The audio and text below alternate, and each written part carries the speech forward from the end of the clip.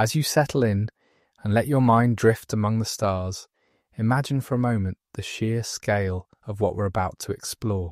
Every second that passes somewhere in the observable universe, a star explodes, not just fades away quietly, but detonates with such incredible force that the light from this single event can travel across billions of light years, reaching telescopes on a small blue planet where curious minds wonder about their place in the cosmos. The story of supernovas is fundamentally the story of transformation. It's about how the universe takes the simplest element, hydrogen, and through the lives and deaths of stars, creates every element heavier than helium that exists. The calcium in your bones, the iron in your blood, the oxygen you're breathing right now as you listen to these words, all of these were forged in the heart of a dying star billions of years ago. You are, quite literally, made of stardust, and supernovas are the cosmic engines that scattered these elements across space, making planets and ultimately life itself possible. But let's begin our journey by understanding what makes these stellar explosions so extraordinary. A supernova isn't simply a large explosion. It's an event so energetic that it briefly creates conditions that existed only in the first few minutes after the Big Bang. Temperatures reach billions of degrees, pressures become incomprehensible, and the very fabric of matter is torn apart and reformed in ways that challenge our understanding of physics. Consider the numbers for a moment, though we'll explore them in much greater detail as our story unfolds. When a massive star explodes as a supernova, it can release 10 to the 44th power joules of energy. That's a 1 followed by 44 zeros. To put this in perspective, if you could somehow harness all the energy from a single supernova, you could power every electronic device on Earth for longer than the current age of the universe, and you'd still have energy left over. The explosion accelerates the outer layers of the star to speeds of up to 30,000 kilometers per second. That's 1/10 the speed of light. Yet despite their violence, supernovas are also creators. They're the forges where nature performs its most ambitious alchemy, transforming simple elements into complex ones through processes that we've only recently begun to understand. In the fraction of a second that the explosion lasts, a supernova creates and disperses more heavy elements than a star produces during millions or billions of years of steady fusion. The light from these explosions carries information across the cosmos. When we observe a supernova, we're not just seeing a star die, we're reading a message written in light about the conditions in a distant part of the universe, sometimes from a time when Earth itself was just forming, or even before our sun was born. Each supernova tells us something about the star that died, the galaxy it lived in, and the state of the universe at that moment in cosmic history. As we embark on this journey through the world of stellar explosions, we'll discover that there isn't just one type of supernova, but several distinct varieties, each with its own trigger mechanism, its own characteristic signature, and its own role to play in the cosmic ecosystem. Some supernovas occur when white dwarf stars, the dense remnants of stars like our Sun, accumulate too much mass and undergo thermonuclear detonation. Others happen when massive stars, many times heavier than our Sun, exhaust their nuclear fuel and collapse under their own gravity in less than a second. We'll explore how ancient astronomers, without telescopes or modern instruments, observed and recorded these guest stars that appeared in the sky, burned brilliantly for weeks or months, and then faded away. Their careful observations, preserved in historical records from China, Japan, the Islamic world, and Europe, provide us with invaluable data about supernovas that occurred centuries or millennia ago. The story of our understanding of supernovas is also a story of human curiosity and ingenuity.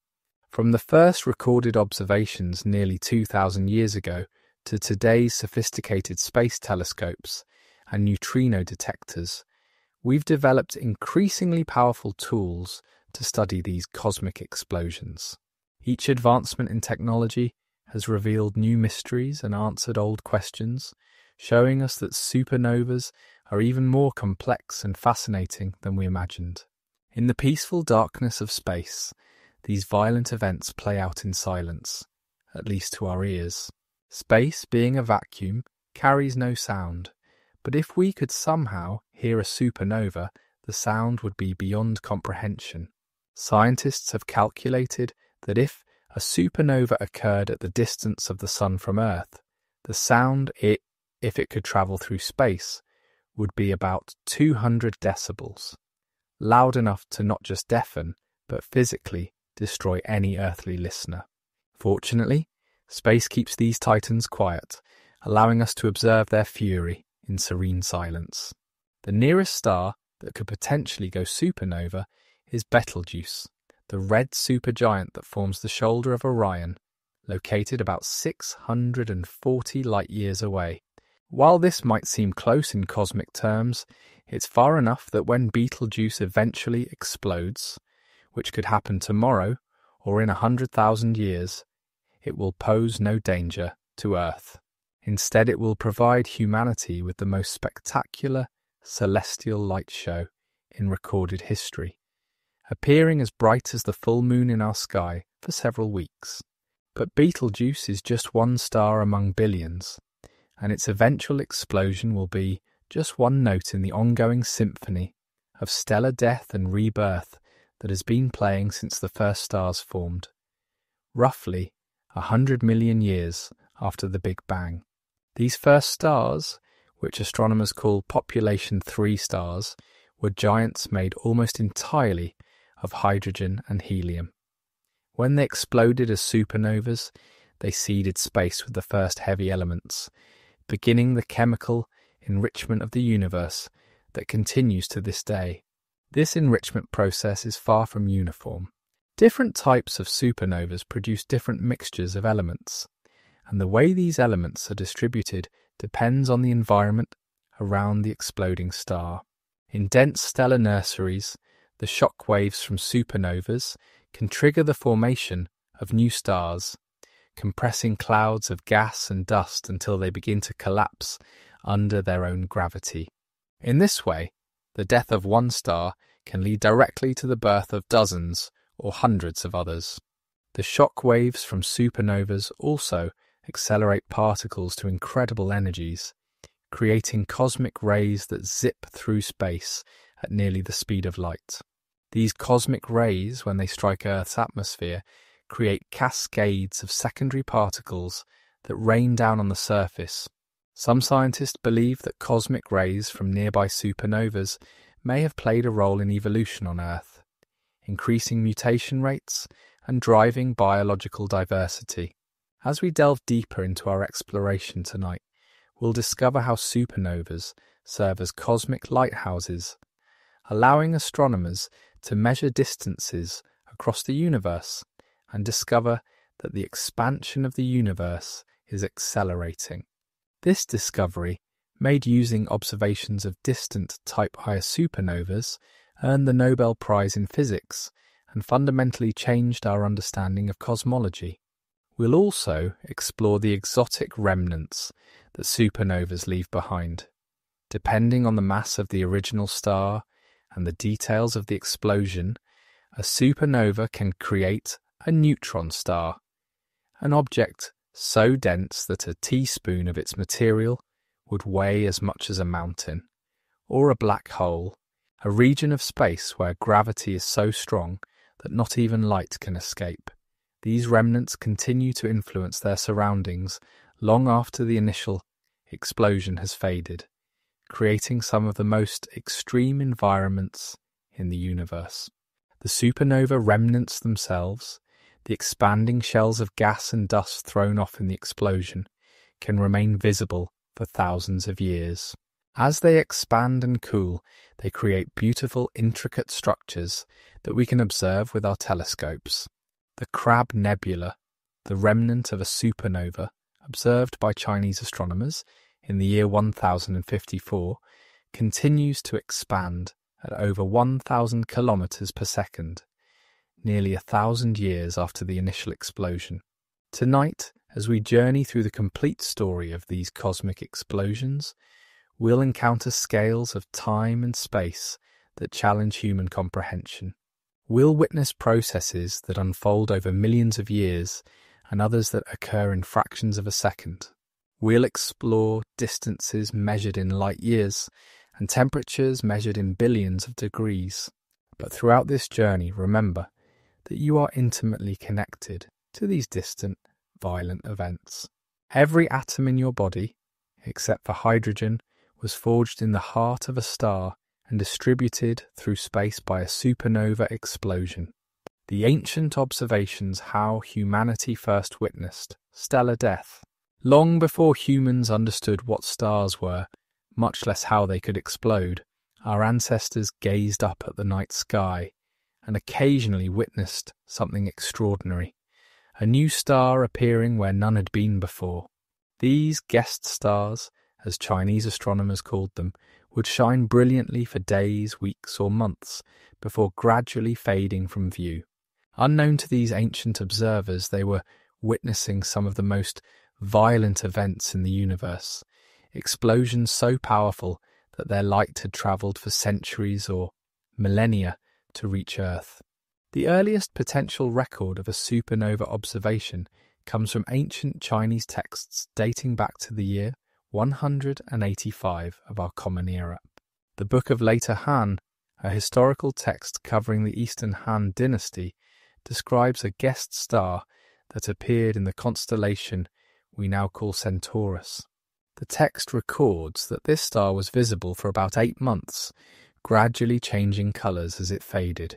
Modern astronomers believe this was likely a supernova, and they've even identified a possible remnant, an expanding shell of gas and dust in the constellation Centaurus that appears to be about the right age. But it's important to understand the context in which these observations were made. In ancient China, astronomy wasn't just a scientific pursuit, it was deeply intertwined with politics, religion, and philosophy. The Chinese believed that events in the heavens reflected and influenced events on Earth.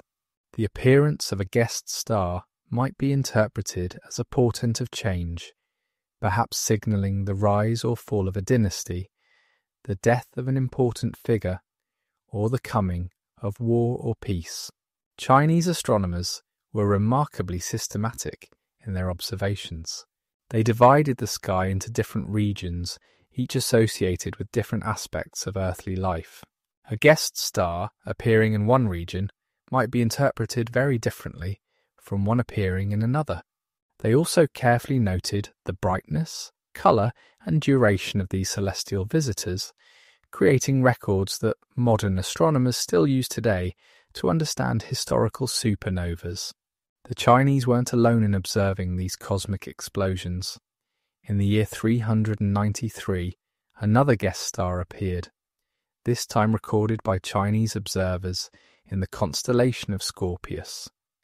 This star was described as being as bright as Jupiter and remained visible for about 8 months. The precision of these ancient observations is remarkable. The Chinese astronomers noted not just the appearance and disappearance of the star, but also its position relative to other stars, its changing brightness over time, and even its colour. Moving forward in time, we come to one of the most famous historical supernovas, the explosion that created what we now call the Crab Nebula. On the 4th day of July in the year 1054, astronomers in China, Japan, and the Islamic world independently observed a new star appearing in the constellation Taurus. The Chinese astronomer Yang Weider wrote that this guest star was visible in daylight for 23 days, an indication of its extraordinary brightness. The Chinese records describe this guest star as being visible to the naked eye for 653 days, nearly 2 years. They noted that it was initially white in colour, but gradually became reddish as it faded. The star was so bright that it cast shadows at night, and could be seen during the day, competing with the sun itself for prominence in the sky.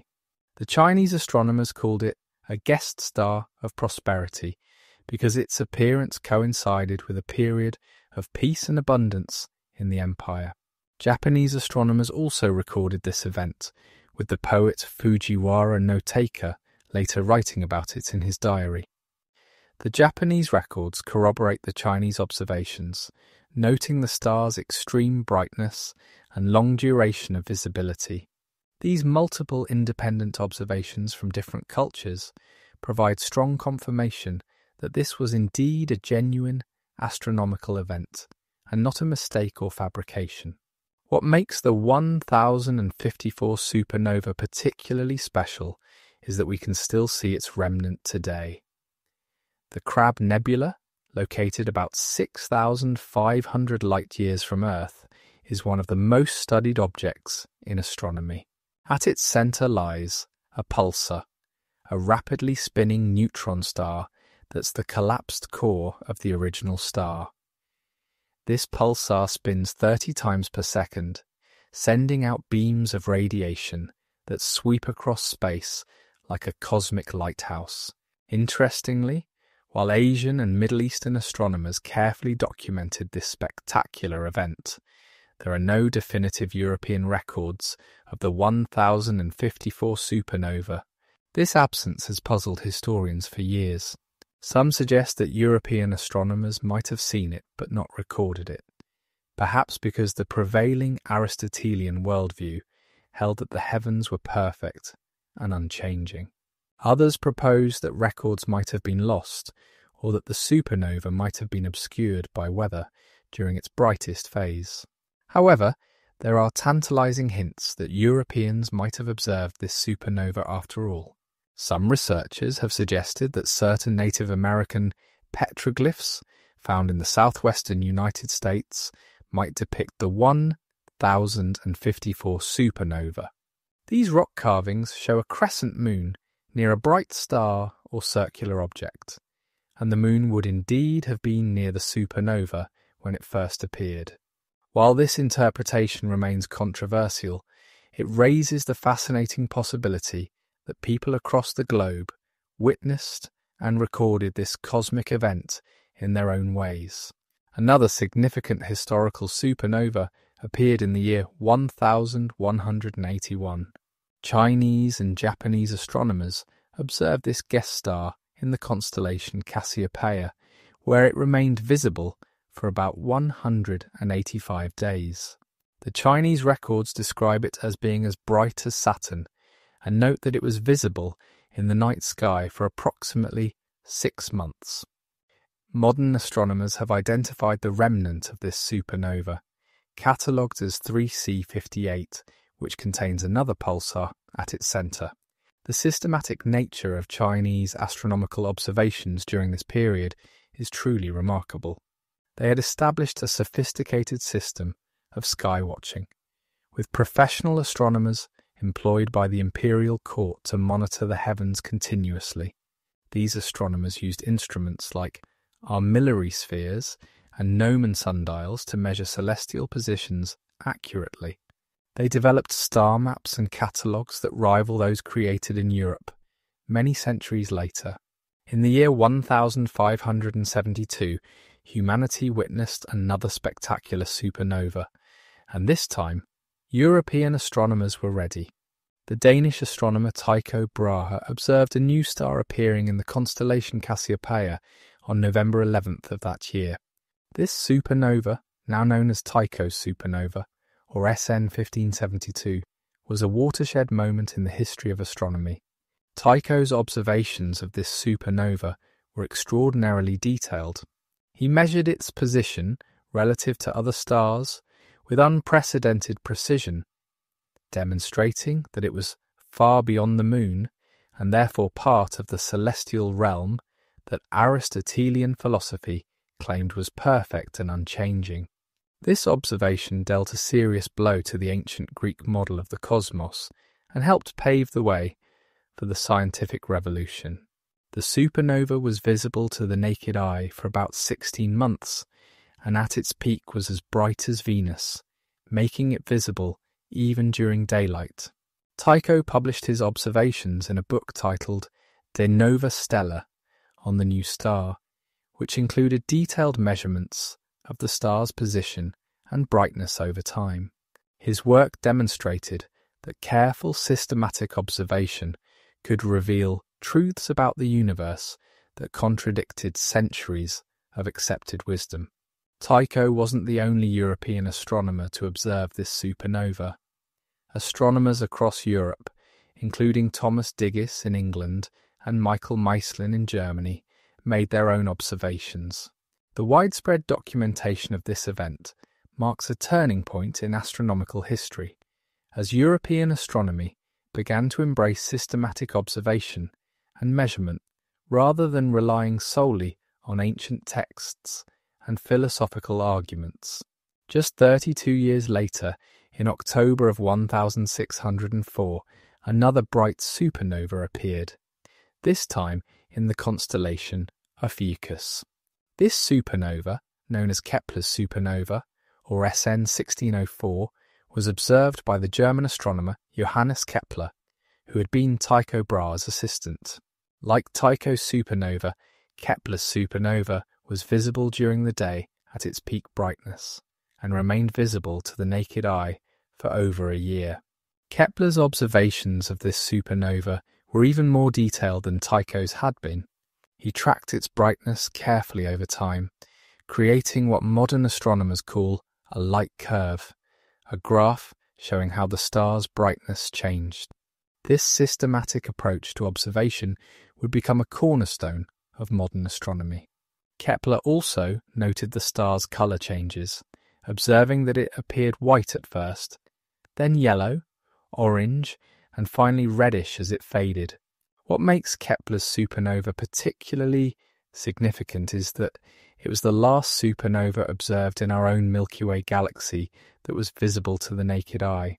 In the more than 400 years since, no star in our galaxy has exploded in a way visible without telescopes, though astronomers estimate that supernovas should occur in the Milky Way about once every 50 years on average. This apparent deficit of galactic supernovas might be due to dust obscuration or simple statistical variation, but it means that all subsequent supernova observations have required telescopes. The observations of these historical supernovas provide invaluable data for modern astronomers. By combining historical records with modern observations of the remnants, scientists can determine how fast the remnants are expanding, estimate the energy of the original explosions, and even identify the type of supernova that occurred. For example, studies of the Tycho and Kepler remnants suggest that both were type Ia supernovas caused by the thermonuclear explosion of white dwarf stars. These ancient observations also remind us of the deep human impulse to understand the cosmos. Across cultures and centuries, humans have looked up at the night sky and wondered about the nature of the stars. When those stars occasionally did something unexpected, appearing where none had been before, or disappearing where one had always been, our ancestors took notice and tried to understand what they were seeing within the framework of their knowledge and beliefs. The tradition of careful astronomical observation established by these early astronomers continues today. Modern surveys scan the sky continuously, discovering hundreds of supernovas each year in distant galaxies. But we still rely on some of the same basic techniques used by ancient observers, noting the position, brightness, and colour of these cosmic explosions. The main difference is that we now understand what we're seeing, the violent death throes of stars playing out across vast distances and timescales. The life before death, understanding stellar evolution. To truly understand how and why stars explode as supernovas, we must first understand how stars live. The journey from a star's birth in a collapsing cloud of gas and dust to its eventual death as a supernova can take millions or even billions of years. and the path it follows depends critically on one factor above all others, its initial mass. Picture, if you will, a vast cloud of hydrogen gas floating in the darkness between the stars. This cloud, called a molecular cloud or stellar nursery, might be dozens of light years across and contain enough material to form thousands of stars. For millions of years, this cloud drifts through space, held up against its own gravity by the random motion of its gas molecules and perhaps by magnetic fields threading through it. But then something happens. Perhaps a shock wave from a nearby supernova, perhaps a collision with another cloud, or perhaps just a slow accumulation of mass through gravity that causes part of the cloud to begin collapsing. As the cloud contracts, it fragments into smaller pieces, each of which continues to collapse independently. These collapsing fragments spin faster as they shrink, like an ice skater pulling in their arms, and flatten into rotating disks. At the center of each disk, material accumulates into an increasingly dense and hot core. When the temperature at the center reaches about 10 million degrees Celsius, something remarkable happens. Hydrogen atoms begin fusing into helium, releasing energy in the process. A star is born, but not all stars are created equal. The mass of that initial collapsing fragment determines almost everything about the star's future. How hot it will burn, how long it will live, and ultimately, how it will die. Stars like our Sun, with masses between about 8/10 and 8 times the Sun's mass, will live for billions of years and die relatively peacefully, puffing off their outer layers to form planetary nebulae, while their cores collapse into white dwarfs. But stars with more than 8 times the Sun's mass face a very different fate.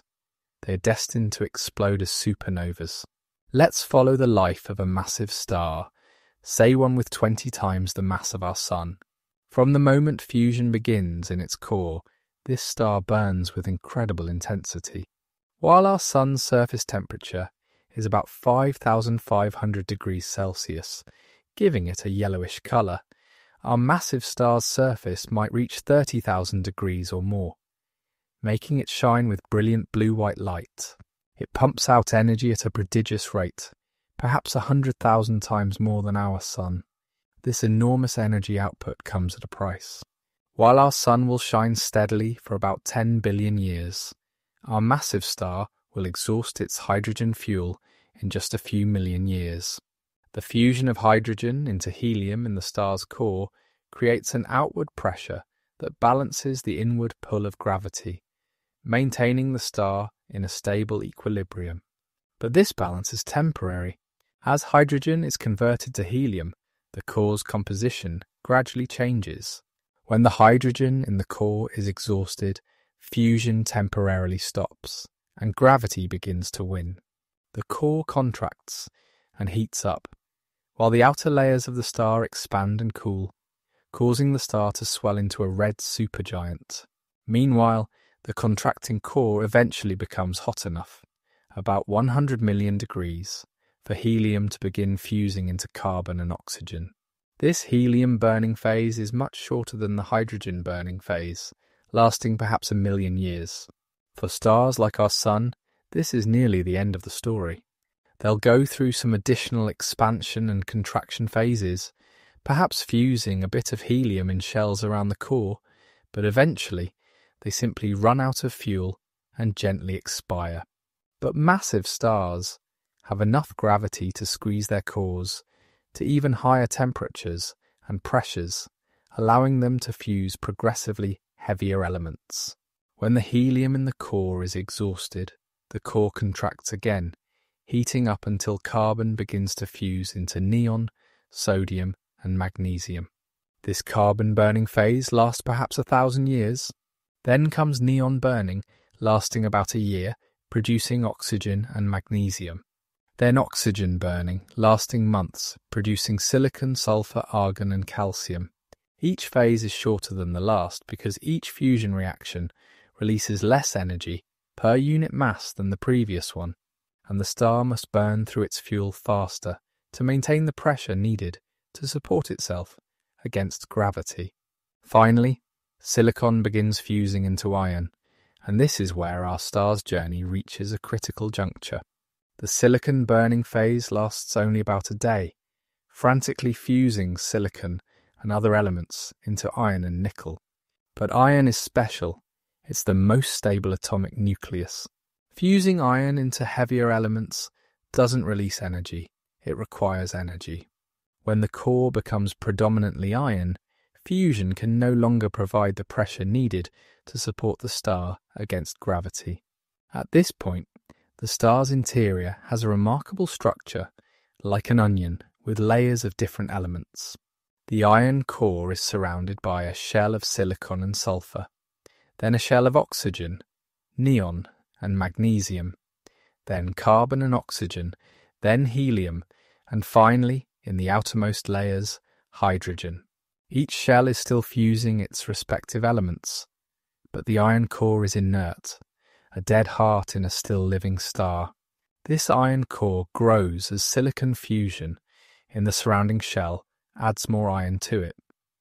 When the core reaches about 1 4/10 times the mass of the Sun, a critical value called the Chandrasekhar limit, quantum mechanical pressure from electrons can no longer support it against gravity.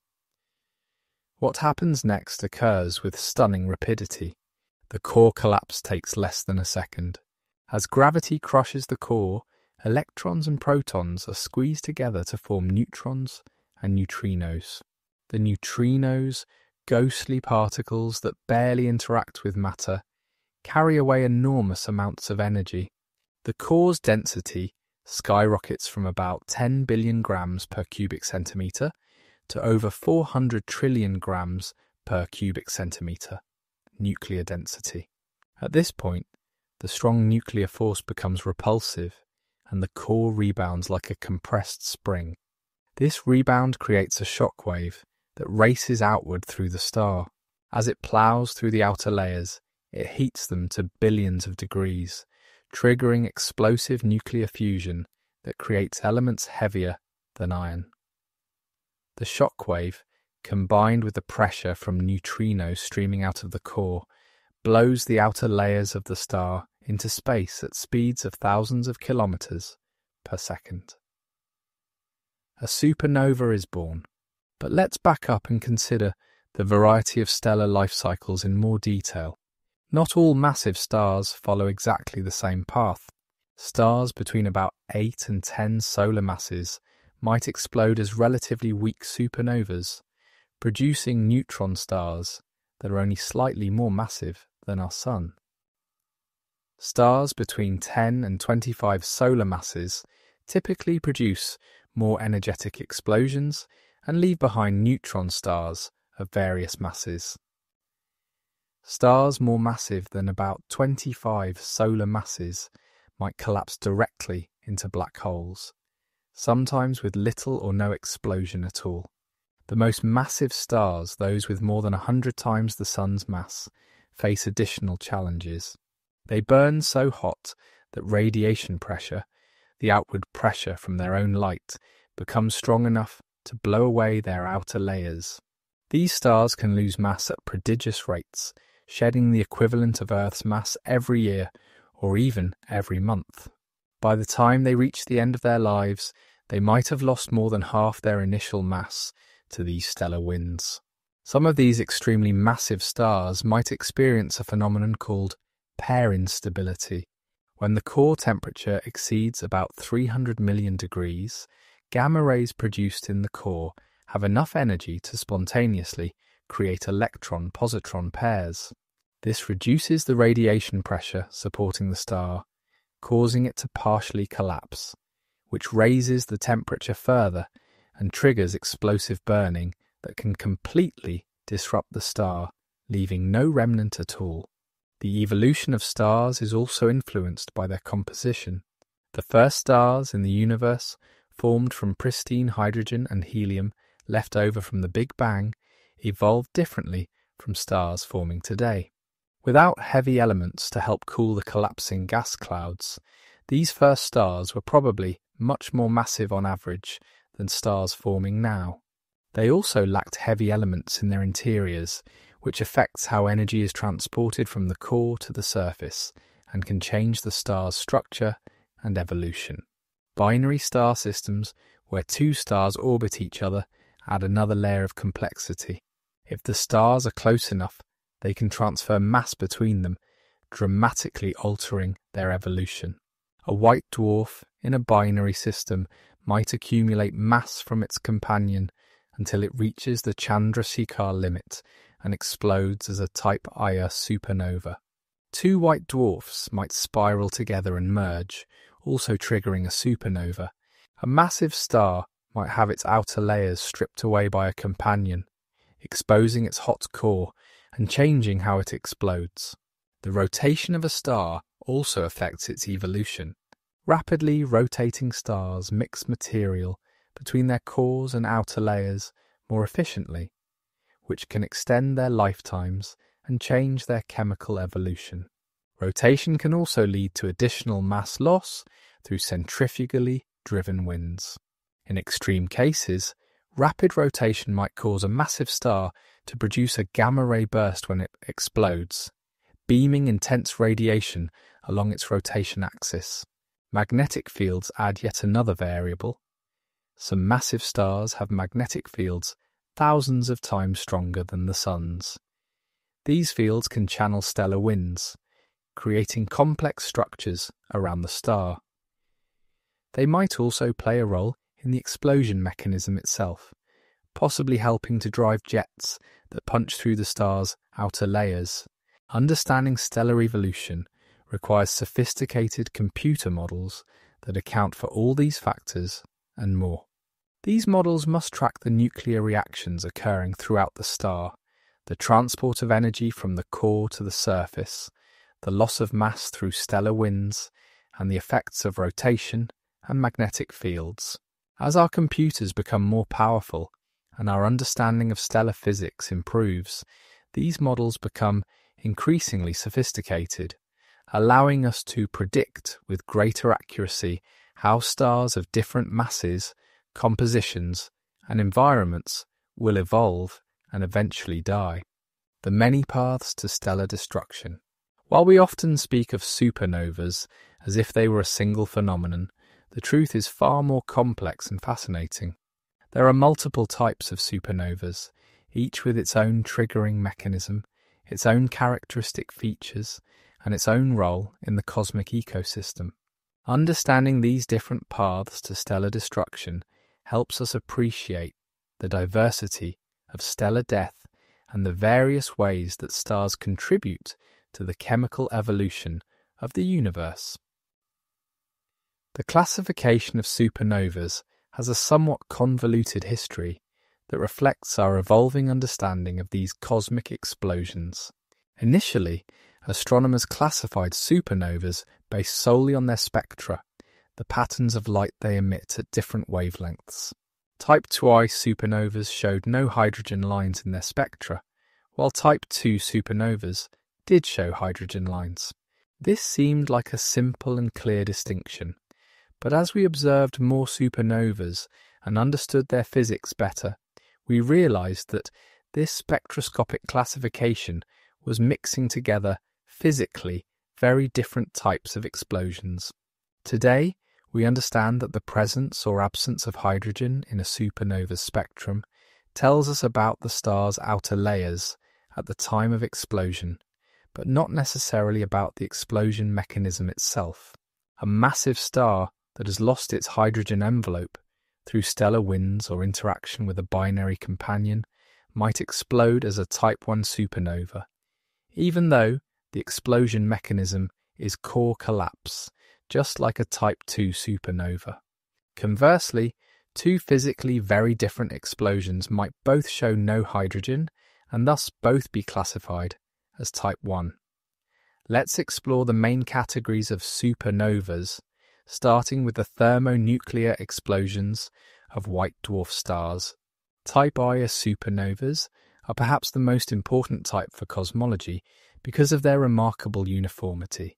These explosions occur when a white dwarf star, the dense remnant of a star like our Sun, somehow exceeds the Chandrasekhar limit of about 1 4/10 solar masses. When this happens, the white dwarf undergoes runaway thermonuclear fusion, completely destroying itself in the process. But how does a white dwarf, which is supposed to be the stable end state of stellar evolution for low and intermediate mass stars, end up exploding? There are actually several proposed scenarios, and astronomers are still debating which ones actually occur in nature. The classic scenario involves a white dwarf in a binary system with a normal star. As the companion star evolves and expands, its outer layers can overflow onto the white dwarf, gradually increasing its mass. When the white dwarf reaches the critical mass, carbon fusion ignites in its core, and because the white dwarf is supported by electron degeneracy pressure rather than thermal pressure, this fusion runs away catastrophically. The physics of this explosion is remarkable. The fusion begins near the centre of the white dwarf and initially propagates outward as a subsonic deflagration wave, like a flame front.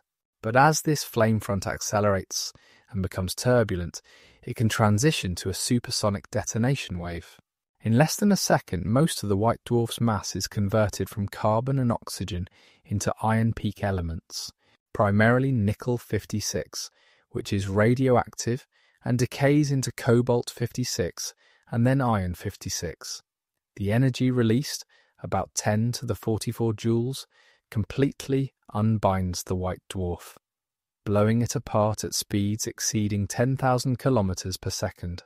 What makes Type Ia supernovas so valuable for cosmology is that they all explode at nearly the same mass and with nearly the same composition, so they all release nearly the same amount of energy and reach nearly the same peak brightness.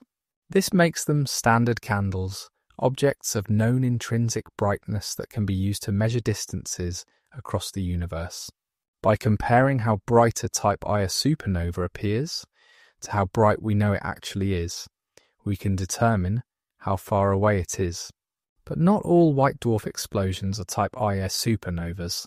There's another scenario where two white dwarfs in a binary system spiral together due to gravitational wave radiation and eventually merge. If their combined mass exceeds the Chandrasekhar limit, the merger can trigger a thermonuclear explosion. However, these explosions might not be as uniform as the classic Type Ia supernovas, and some might produce different elements or leave behind a remnant. There are also peculiar Type Ia supernovas that don't quite fit the standard model. Some are overluminous, perhaps because they involved super Chandrasekhar mass white dwarfs supported by rapid rotation. Others are underluminous, possibly because they involved sub-Chandrasekhar mass explosions, or because the explosion didn't completely destroy the white dwarf. Understanding this diversity is crucial for using Type Ia supernovas as distance indicators and for understanding the chemical evolution of galaxies. Now let's turn to core collapse supernovas, which result from the gravitational collapse of massive stars. These are broadly divided into several types based on their spectra and light curves.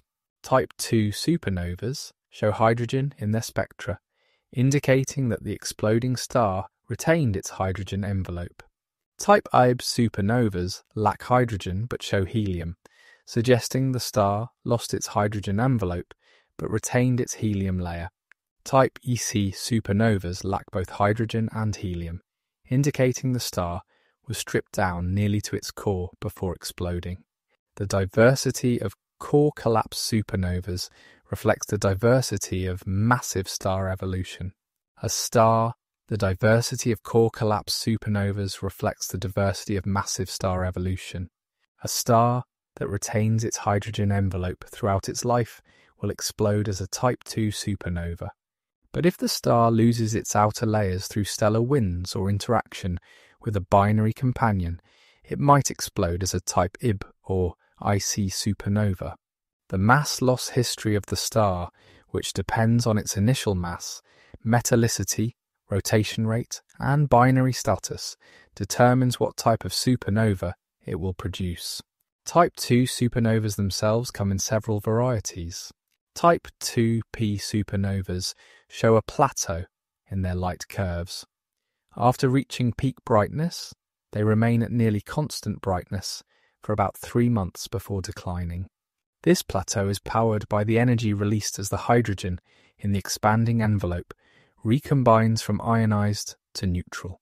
Type 2L supernovas, on the other hand, show a linear decline in brightness without a plateau phase, possibly because they have less hydrogen in their envelopes. Some Type 2 supernovas are particularly interesting because they show evidence of interaction between the supernova ejector and circumstellar material, gas and dust that the star expelled in the years or centuries before it exploded. These Type 2 supernovas, the N stands for narrow emission lines in their spectra, can be exceptionally bright and long-lasting because the collision between the fast-moving ejector and the slower circumstellar material converts kinetic energy into radiation. The actual explosion mechanism of core collapse supernovas is one of the most challenging problems in astrophysics. When the iron core collapses, it releases an enormous amount of gravitational potential energy, about 10 to the 46 joules. But most of this energy is carried away by neutrinos, those ghostly particles that barely interact with matter. Only about 1% of the energy needs to be transferred to the outer layers of the star to power the explosion. But understanding exactly how this energy transfer occurs has challenged theorists for decades. The leading theory is the delayed neutrino heating mechanism. As the core collapses and forms a proto-neutron star, it releases a flood of neutrinos. While neutrinos rarely interact with matter, the conditions just outside the proto-neutron star are so extreme that a small fraction of the neutrinos are absorbed by the infalling material. This heats the material and creates a hot bubble that expands and drives the explosion. But the details of this process are incredibly complex, involving turbulence, convection, magnetic fields, and the properties of matter at nuclear densities.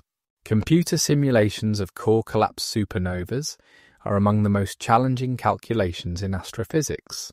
They must account for general relativity, since the gravity near the proto-neutron star is so strong. They must track the transport of neutrinos through the star, which requires solving complex radiation transport equations. They must model the nuclear reactions occurring in the shock-heated material, and they must do all this in 3 dimensions, since the explosion is not perfectly spherical. Only in recent years have computers become powerful enough to perform realistic simulations of core collapse supernovas. And these simulations are helping us understand the detailed physics of these explosions. There are also more exotic types of stellar explosions that blur the lines between different categories. Pair instability supernovas, which we mentioned earlier, occur in very massive stars when pair production reduces the radiation pressure supporting the star. These explosions can be incredibly energetic, completely destroying the star and leaving no remnant. They're thought to have been more common in the early universe, when stars could grow to larger masses due to the lack of heavy elements. Superluminous supernovas are a recently discovered class of explosions that are 10 to 100 times brighter than typical supernovas. Some of these might be pair instability supernovas, but others might be powered by different mechanisms. One possibility is that they're powered by magnetars, neutron stars with incredibly strong magnetic fields. As the magnetar spins down, it can inject energy into the surrounding ejector, making the supernova much brighter than it would otherwise be. There are also failed supernovas, where a massive star collapses to form a black hole without producing a bright explosion. In these cases, the star might simply disappear from view, or there might be a weak transient as the outer layers of the star fall into the newly formed black hole. These failed supernovas are difficult to detect, but might account for a significant fraction of massive star deaths. Electron capture supernovas represent another path to stellar explosion, occurring in stars with masses right at the boundary between those that form white dwarfs and those that undergo core collapse. These stars develop oxygen-neon-magnesium cores that are just below the threshold for neon fusion. As the core density increases, electrons are captured by magnesium and neon nuclei, removing the electron degeneracy pressure, supporting the core and triggering collapse. These explosions are thought to be relatively weak and might produce neutron stars with masses very close to the minimum possible mass. The diversity of supernova types has important implications for galactic chemical evolution. Different types of supernovas produce different mixtures of elements. Type Ia supernovas produce mostly iron peak elements, while core collapse supernovas produce a broader range of elements, including oxygen, magnesium, silicon, and calcium. The most massive stars might be the only sources of the heaviest elements, like gold and platinum, produced in the intense neutron flux during the explosion. Understanding which stars produce which types of supernovas and what elements each type produces is crucial for understanding how galaxies become enriched with heavy elements over time. The first stars produced the first heavy elements, which were incorporated into the next generation of stars. Each subsequent generation of stars has started with more heavy elements than the previous one, changing how they evolve and what they produce when they die.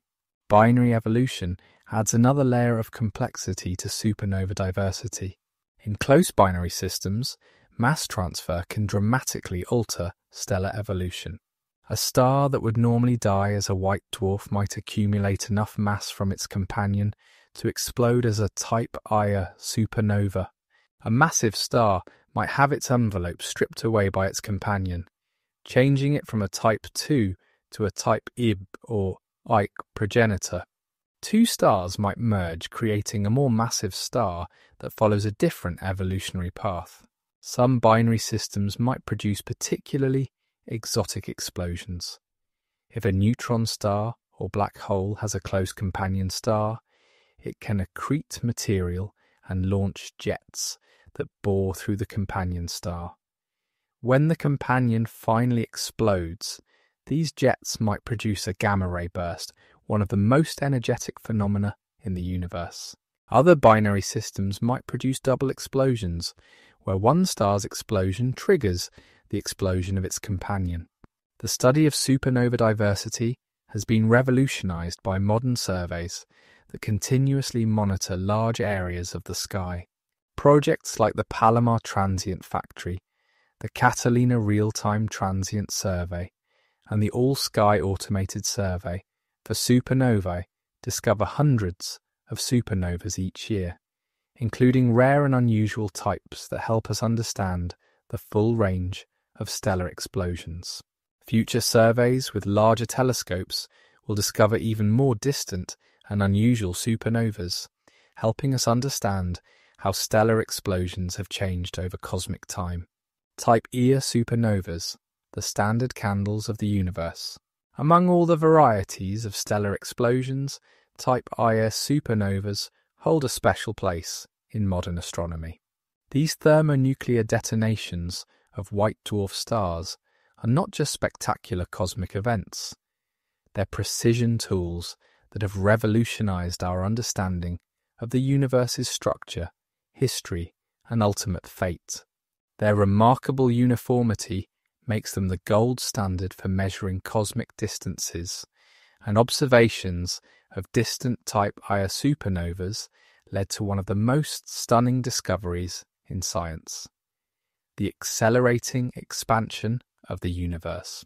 To appreciate why Type Ia supernovas are so special, we need to delve deeper into the physics of white dwarf stars and the precise conditions that lead to their explosion. A white dwarf is the endpoint of stellar evolution for stars not massive enough to explode as core collapse supernovas.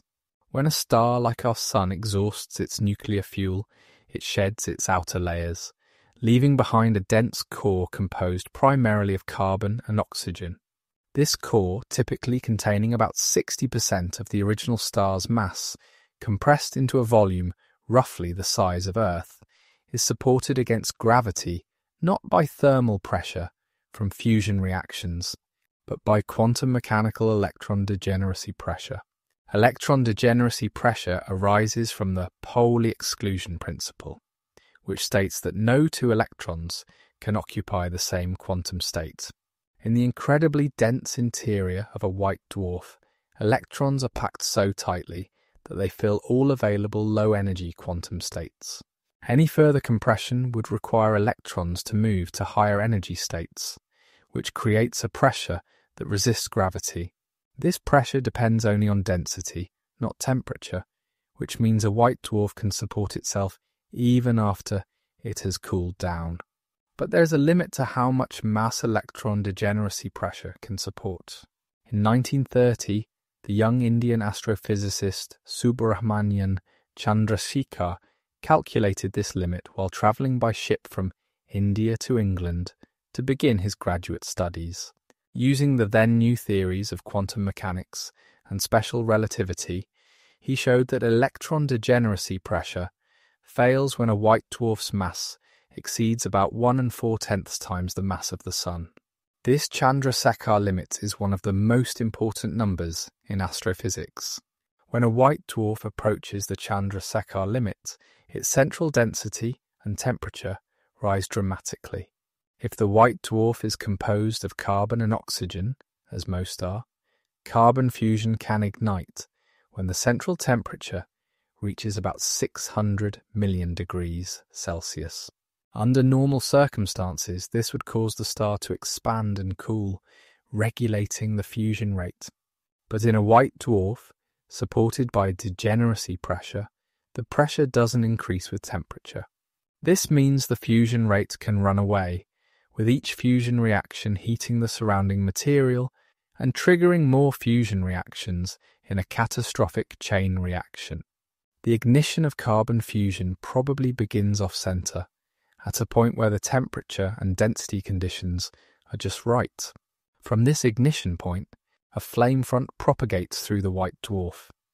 Initially, this is a subsonic deflagration wave, similar to a candle flame, but moving at hundreds of kilometers per second.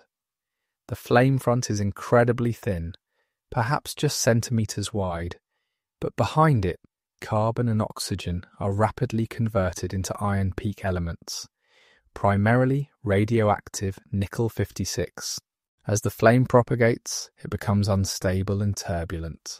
The Rayleigh-Taylor instability, which occurs when a dense fluid is accelerated into a less dense fluid, causes the flame front to develop fingers and plumes that increase its surface area and accelerate the burning.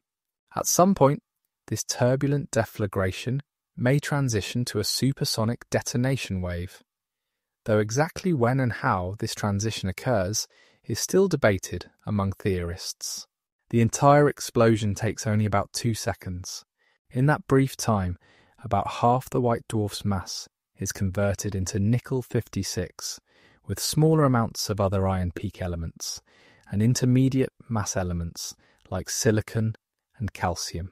The energy released, about 10 to the 44 joules, is enough to completely unbind the white dwarf, accelerating its material to velocities exceeding 10,000 kilometers per second. Unlike core collapse supernovas, which leave behind neutron stars or black holes, Type Ia supernovas completely destroy the white dwarf, leaving no compact remnant. The light we see from a Type Ia supernova doesn't come directly from the explosion itself, but from the radioactive decay of the nickel produced in the explosion. Nickel-56 has a half-life of about 6 days and decays into cobalt-56, which has a half-life of about 77 days and decays into stable iron-56. These decays release gamma rays, which are absorbed by the expanding ejector and re-emitted as visible light. The characteristic light curve of a Type Ia supernova, rising to peak brightness in about 19 days and then declining, is shaped by this radioactive decay and the changing opacity of the expanding ejecta.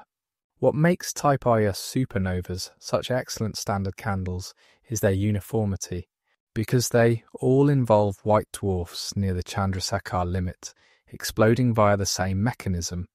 They all release nearly the same amount of energy and reach nearly the same peak brightness, about 5 billion times the luminosity of the Sun. This uniformity isn't perfect, but astronomers have discovered that the small variations that do exist correlate with the shape of the light curve. Brighter type. Ia supernovas fade more slowly than dimmer ones, a relationship called the Phillips relation, after astronomer Mark Phillips, who discovered it. By measuring how quickly a Type Ia supernova fades, astronomers can determine its intrinsic brightness to within about 10%. But how exactly does a white dwarf reach the conditions necessary for a Type Ia supernova? This is where things get complicated and controversial. The classical scenario, called the single degenerate model, involves a white dwarf accreting material from a normal companion star. As the companion evolves and expands, material from its outer layers can flow onto the white dwarf, gradually increasing its mass. When the white dwarf reaches the Chandrasekhar limit, it explodes. This scenario seems straightforward, but it faces several challenges. The accretion rate must be just right, too slow, and the accreted hydrogen will undergo nova explosions that blow off material. Too fast, and the hydrogen will burn steadily, causing the white dwarf to expand into a giant star. Even if the accretion rate is optimal, it's not clear that enough white dwarfs can grow to the Chandrasekhar limit this way to account for the observed rate of Type Ia supernovas. An alternative scenario, the double degenerate model, involves two white dwarfs in a binary system. Over billions of years, gravitational wave radiation causes the two white dwarfs to spiral together. If their combined mass exceeds the Chandrasekhar limit, the merger can trigger a thermonuclear explosion. This scenario naturally explains why we don't see a surviving companion star in Type Ia supernova remnants. But it's not clear whether white dwarf mergers always produce explosions that look like classic Type Ia supernovas. There might also be sub-Chandrasekhar mass explosions. If a white dwarf accretes a layer of helium from a companion, this helium can detonate and trigger carbon detonation in the underlying white dwarf, even if the total mass is below the Chandrasekhar limit. These explosions might account for some of the diversity observed in Type Ia supernovas. The progenitor problem, identifying exactly which systems produce Type Ia supernovas, is one of the most active areas of supernova research. Astronomers are searching for surviving companion stars in supernova remnants, looking for the signatures of circumstellar material that would indicate mass transfer, and studying the rates and properties of Type Ia supernovas in different types of galaxies to constrain progenitor models. Despite these uncertainties about their progenitors, Type Ia supernovas have proven to be invaluable tools for cosmology.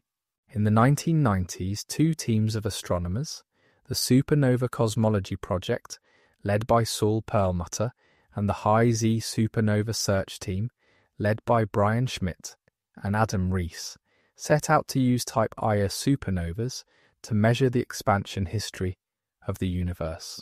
By observing Type Ia supernovas at different distances, corresponding to different look-back times, they hope to measure how the expansion rate has changed over cosmic time.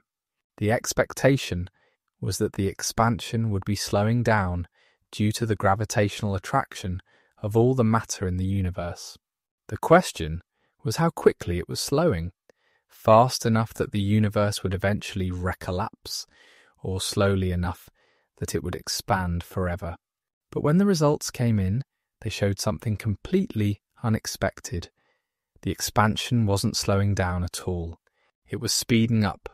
This discovery, announced in 1998, sent shockwaves through the physics and astronomy communities. An accelerating expansion implied that some form of repulsive energy, quickly dubbed dark energy, permeates space and drives galaxies apart. This dark energy appears to make up about 68% of the energy density of the universe, yet we have no idea what it is. The discovery earned Perlmutter, Schmidt, and Rees the 2011 Nobel Prize in Physics and transformed our understanding of the universe. Type Ia supernovas continue to be crucial tools for studying dark energy. Modern surveys like the Dark Energy Survey, the Pantheon compilation, and the upcoming Legacy Survey of Space and Time are observing thousands of Type Ia supernovas to map the expansion history of the universe with unprecedented precision. These observations are helping to determine whether dark energy is constant over time, like Einstein's cosmological constant, or whether it evolves. The spectroscopy of Type Ia supernovas also provides valuable information about the explosions themselves and the chemical evolution of the universe. The spectra show absorption lines from various elements in the expanding ejecta, allowing astronomers to measure the velocities and compositions of different layers. Early spectra are dominated by intermediate mass elements like silicon, sulfur, and calcium in the outer layers, while later spectra show iron peak elements from the inner regions. One particularly interesting spectroscopic signature is the silicon absorption line at 6,150 angstroms, which is used to classify a supernova as type Ia and to measure the expansion velocity of the ejecta. The velocity of this line at maximum light correlates with the peak brightness of the supernova, providing another way to standardize these explosions for cosmological measurements.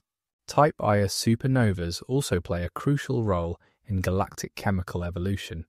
They are the primary producers of iron peak elements in the universe, responsible for most of the iron, nickel, and cobalt in the cosmos.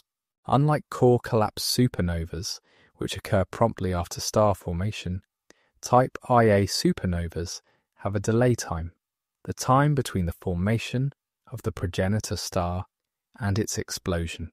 This delay time can range from about 100 million years to many billions of years, depending on the progenitor scenario.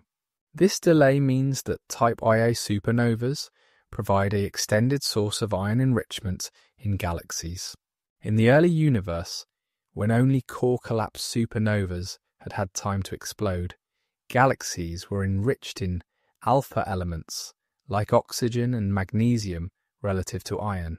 As time passed and Type Ia supernovas began to contribute, the iron abundance caught up, changing the chemical abundance patterns we observe in stars of different ages.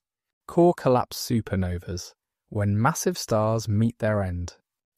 While Type Ia supernovas arise from the thermonuclear destruction of white dwarf stars, core collapse supernovas represent the spectacular finale of massive stars that have exhausted their nuclear fuel. These explosions, marking the death of stars at least 8 times more massive than our Sun, are among the most energetic events in the universe, briefly outshining entire galaxies and forging the heavy elements essential for planets and life. The story of core collapse supernovas is a tale of extreme physics. Where matter is compressed to nuclear densities, temperatures soar to billions of degrees, and the fundamental forces of nature are pushed to their limits. The journey to a core collapse supernova begins long before the actual explosion, in the final stages of a massive star's life, when it develops an onion-like structure of concentric shells, each fusing different elements. At the very centre lies an iron core, growing steadily as silicon fusion in the surrounding shell produces more iron. This iron core is a stellar dead end, fusing iron into heavier elements requires energy rather than releasing it, so the core cannot generate the pressure needed to support itself through nuclear fusion. As the iron core grows, it becomes increasingly unstable. The electrons in the core are squeezed to higher and higher energies, and when the density reaches about 400 billion grams per cubic centimetre, something remarkable happens. The electrons become so energetic that they can be captured by protons in iron nuclei, converting protons to neutrons and releasing neutrinos. This electron capture removes the electron degeneracy pressure that has been helping to support the core, accelerating its collapse. The numbers involved in core collapse are staggering. In less than a quarter of a second, the core, which is about the size of Earth, collapses to a sphere just 20 kilometers across. The density increases by a factor of 1 trillion, reaching 3 times the density of an atomic nucleus. The temperature soars from about 10 billion degrees to over 100 billion degrees. The gravitational potential energy released, about 10 to the 46 joules, is 100 times more than the visible light energy that the supernova will eventually radiate. As the core collapses, it reaches nuclear density throughout. At this point, the strong nuclear force, which is attractive at normal nuclear separations, becomes repulsive at very short distances. The core becomes incompressible, like a giant atomic nucleus, and the collapse comes to an abrupt halt. The inner core, now a proto-neutron star, rebounds slightly, sending a shockwave racing outward through the still infalling outer core. This shockwave is the key to the explosion, but there's a problem. As the shock propagates outward, it must do work to dissociate iron nuclei into free protons and neutrons, which costs enormous amounts of energy. Computer simulations show that in most cases, the shock stalls about 100 to 200 kilometers from the center, turning into an accretion shock as material continues to rain down from the outer layers of the star. For decades, theorists struggled to understand how the shock could be revived and drive an explosion. The solution appears to involve neutrinos, those ghostly particles that are produced in enormous numbers during the collapse. About 99% of the energy released in core collapse is carried away by neutrinos, about 10 to the 58 of them, carrying 10 to the 46 joules of energy. While neutrinos rarely interact with matter, the conditions just behind the stalled shock are so extreme that a small fraction of the neutrinos are absorbed, heating the material.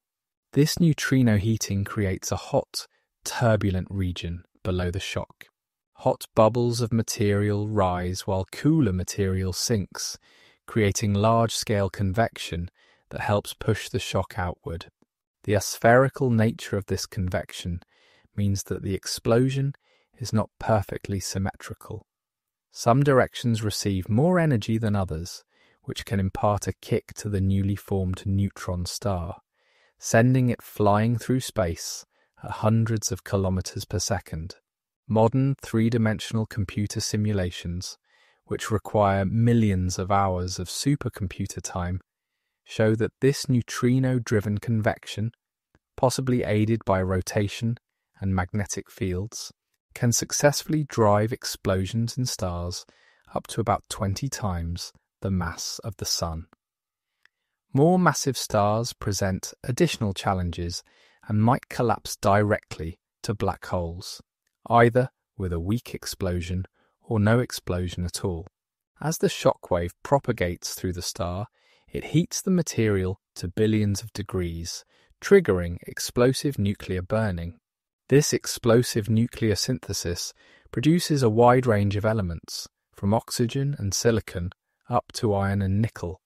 The exact mixture depends on the temperature and density conditions, which vary with position in the star and with time as the shock passes through.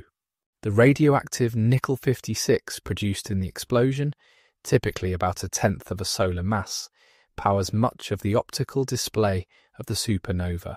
As this nickel decays to cobalt and then iron, it releases gamma rays that heat the expanding ejector, causing it to glow. The amount of nickel produced correlates with the explosion energy and the peak brightness of the supernova.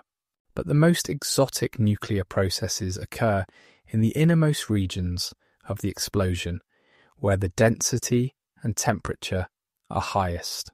Here, the intense flux of neutrons from the proto-neutron star can drive rapid neutron capture, or R process nucleosynthesis. In this process, atomic nuclei capture neutrons faster than they can beta decay, building up very neutron-rich isotopes that subsequently decay into stable heavy elements. The R process is responsible for about half of the elements heavier than iron, including gold, platinum, and uranium. For many years, core collapse supernovas were thought to be the primary site of R-process nucleosynthesis. But recent observations suggest that neutron star mergers might be more important. The exact contribution of different sources to the cosmic abundance of heavy elements remains an active area of research. The diversity of core collapse supernovas reflects the diversity of their progenitor stars. Type A2P supernovas, which show a plateau in their light curves, come from red supergiants that retain their hydrogen envelopes. The plateau phase occurs when the shock-heated hydrogen envelope expands and cools to about 5,000 degrees, at which point hydrogen recombines from ionized to neutral, releasing energy that maintains the brightness. Type 2L supernovas, which show a linear decline in brightness, might come from stars that lost most but not all of their hydrogen envelopes. Type 2Ib supernovas start out showing hydrogen lines but transition to looking like Type Ib supernovas, suggesting they had only a thin hydrogen layer at the time of explosion. Type Ib and Eq supernovas, which lack hydrogen and possibly helium, come from stars that were stripped of their envelopes, either by stellar winds or by interaction with binary companions. Some core collapse supernovas show evidence of interaction with circumstellar material expelled by the star before it exploded. These Type 2N supernovas can be exceptionally bright and long-lasting, powered by the conversion of kinetic energy to radiation, as the fast-moving ejector collides with the slower circumstellar material. The narrow emission lines that characterize these supernovas come from the relatively slow-moving circumstellar material that is photoionized by the radiation from the interaction region. The most massive stars, those above about 40 solar masses, face a different fate. When their cores collapse, they form black holes rather than neutron stars. If the black hole forms promptly, it might swallow the entire star without producing a bright explosion, a failed supernova. But if there's a delay between core collapse and black hole formation, or if the star is rotating rapidly, some material might be ejected, producing a weak explosion or jets that punch through the star. Rapidly rotating massive stars might produce some of the most energetic explosions in the universe, long-duration gamma-ray bursts. In these events, the collapsing core forms a black hole surrounded by a rapidly rotating accretion disk. The disk powers jets that bore through the star at nearly the speed of light. When these jets break through the stellar surface, they produce intense beams of gamma rays that can be detected from billions of light-years away. The connection between core collapse supernovas and gamma-ray bursts was confirmed in 2003 when the nearby gamma-ray burst GRB 030329 was observed to be associated with a Type Ike supernova. Since then, several other associations have been found, all involving Type Ike supernovas from stripped envelope stars. Not all Type Ike supernovas produce gamma-ray bursts. It requires special conditions, probably including rapid rotation and perhaps low metallicity. Observing core collapse supernovas provides crucial information about massive star evolution and death. The progenitor stars of some nearby supernovas have been identified in pre-explosion images, allowing astronomers to directly test stellar evolution models. These observations show that red supergiants with initial masses between about 8 and 17 solar masses explode as Type 2P supernovas, while more massive stars might lose their envelopes and explode as Type IB or icy supernovas or collapse to black holes. One of the most important recent developments in supernova astronomy was the detection of neutrinos from supernova 1987A, the nearest supernova to Earth in modern times. On February 23, 1987, neutrino detectors in Japan, the United States, and the Soviet Union recorded a total of 24 neutrinos from the collapse of a blue supergiant star in the Large Magellanic Cloud, 168,000 light-years away. These neutrino detections confirmed the basic theory of core collapse and provided invaluable information about the physics of proto-neutron stars. The neutrinos arrived about 3 hours before the first optical brightening, confirming that the neutrinos are emitted promptly during core collapse, while the shock takes hours to reach the stellar surface. The energy carried by the neutrinos extrapolated from the few detected events was about 3 × 10⁻46 joules, exactly as predicted by theory. Supernova 1987A continues to be observed today, more than 35 years after the explosion. The expanding shockwave is now colliding with a material expelled by the star thousands of years before it exploded, creating a ring of hotspots that are growing brighter with time. These observations provide a real-time view of how supernova remnants form and evolve, and how they enrich the interstellar medium with heavy elements. The remnants left behind by core collapse supernovas, neutron stars and black holes are among the most exotic objects in the universe. Neutron stars pack more than the mass of the Sun into a sphere just 20 kilometers across, creating gravitational fields so strong that time dilation becomes significant. Clocks on the surface run about 30% slower than clocks far from the star. The matter in neutron stars exists at densities exceeding that of atomic nuclei, in states that cannot be reproduced in any laboratory on Earth. Many neutron stars are observed as pulsars, emitting regular pulses of radio waves as they rotate. The Crab pulsar, the neutron star left behind by the supernova of 1054, rotates 30 times per second and is gradually slowing down as it loses rotational energy. This energy powers the Crab Nebula, causing it to glow across the electromagnetic spectrum from radio waves to gamma rays. Some neutron stars have magnetic fields 1,000 trillion times stronger than Earth's magnetic field.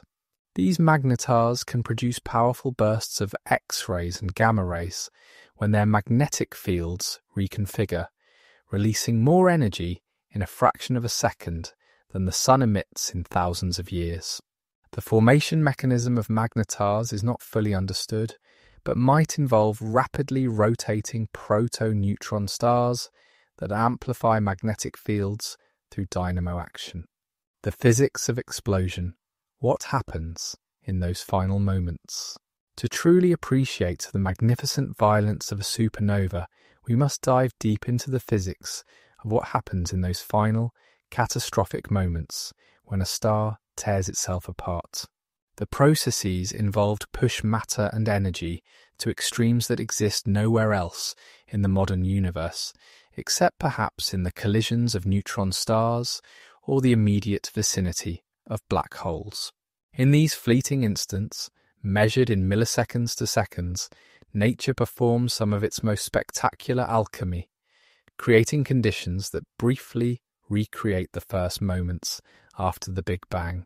Let's begin with the moment of crisis in a massive star when the iron core exceeds the Chandrasekhar limit. The core, which has been held up by a combination of thermal pressure and electron degeneracy pressure, suddenly finds itself unable to support its own weight.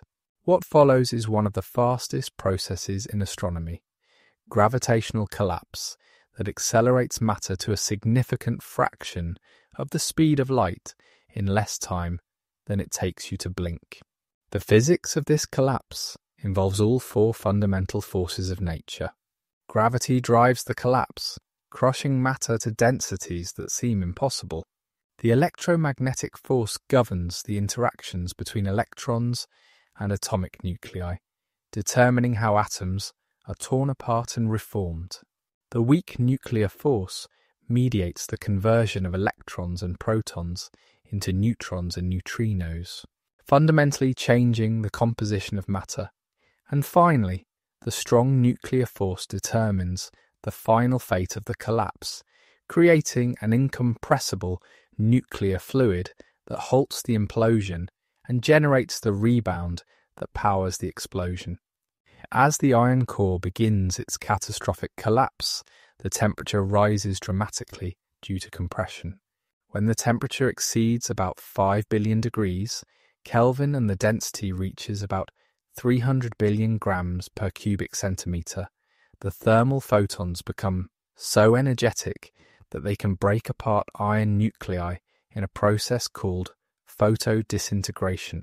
Each iron nucleus absorbs gamma rays and splits into 13 helium nuclei and 4 neutrons, absorbing about 100 million electron volts of energy in the process.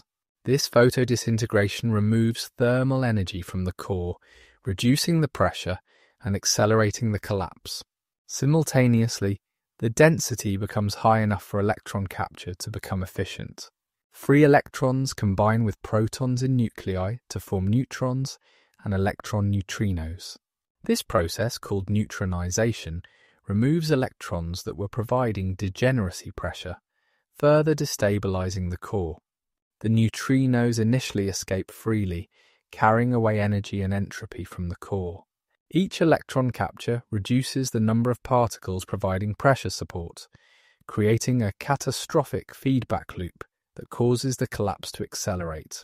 The collapsing core quickly separates into two regions.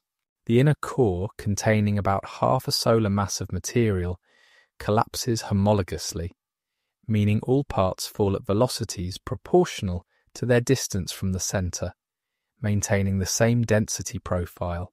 This inner core collapses subsonically, staying in sonic contact as it falls. The outer core collapses supersonically, unable to respond to changes in the inner core until the shockwave reaches it.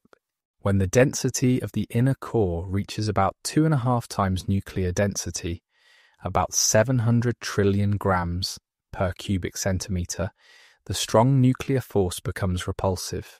Nucleons cannot be compressed any closer together without violating the Pauli exclusion principle for quarks within the nucleons. The core becomes essentially a single giant nucleus, incompressible and rigid. The collapse halts abruptly, and the inner core bounces, sending a shockwave racing outward at about 30,000 kilometers per second. This bounce shock initially carries enough energy to unbind the star, about 10 to the 51 ergs of kinetic energy. But as it propagates through the outer core, it faces a terrible energy crisis. The shock must dissociate heavy nuclei into free nucleons, which costs about 8 million electron volts per nucleon. For a typical outer core containing half a solar mass of iron, this dissociation requires about 10 to the 51 ergs, essentially all the energy the shock possesses. Moreover, as the shock dissociates nuclei and heats the material to 10 billion degrees, electron-positron pairs are created and neutrinos are produced copiously through various processes. These neutrinos escape, carrying away more energy. Within about 10 milliseconds, the shock stalls at a radius of 100 to 200 kilometers, turning into an accretion shock as material continues to rain down from the outer layers of the star. At this point, the proto-neutron star at the center has a mass of about 1 2/10 solar masses, a radius of about 30 kilometers, and a temperature of about 30 billion degrees. It's so hot that it glows in neutrinos, emitting about 10 to the 53 ergs per second in neutrino luminosity. Over the next few seconds, the proto-neutron star will radiate away about 3 times 10 to the 53 ergs of binding energy as it contracts and cools, eventually settling down as a neutron star with a radius of about 12 kilometers. The revival of the stalled shock is where neutrinos play their crucial role. Although neutrinos interact only weakly with matter, the conditions just behind the shock are so extreme that a small fraction of the neutrinos are absorbed. The cross-section for neutrino absorption increases with neutrino energy squared, so the high-energy neutrinos from the proto-neutron star have a reasonable chance of being absorbed in the dense material behind the shock.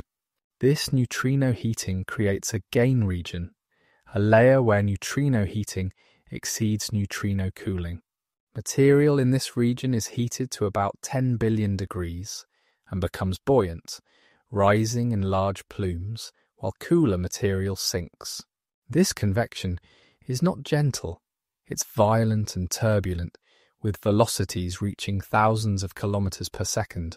The rising hot bubbles push against the shock from below, helping to revive it and drive it outward. The development of this neutrino-driven convection is inherently three-dimensional and chaotic. Computer simulations show that the convection develops large-scale asymmetries, with material flowing out in some directions and falling back in others. These asymmetries are crucial for the explosion. Spherically symmetric models generally fail to explode, while three-dimensional models with convection and turbulence can successfully drive explosions. The turbulence behind the shock amplifies any initial perturbations, creating a complex flow pattern that changes from moment to moment. Vortices form and merge, creating larger structures that can channel energy more efficiently to the shock. The standing accretion shock instability, or SASI, causes the shock itself to oscillate and develop large-scale asymmetries. These oscillations can be spiral modes that slosh around the proto-neutron star, or breathing modes that cause the shock to expand and contract. As the shock begins to expand again, powered by neutrino heating and convection, it enters the silicon and oxygen layers of the star. The temperature behind the shock exceeds 5 billion degrees, hot enough to trigger explosive nuclear burning. Silicon burns to iron peak elements, primarily nickel-56 and iron-56. Oxygen burns to silicon, sulfur, argon and calcium. Carbon and neon burn to oxygen and magnesium.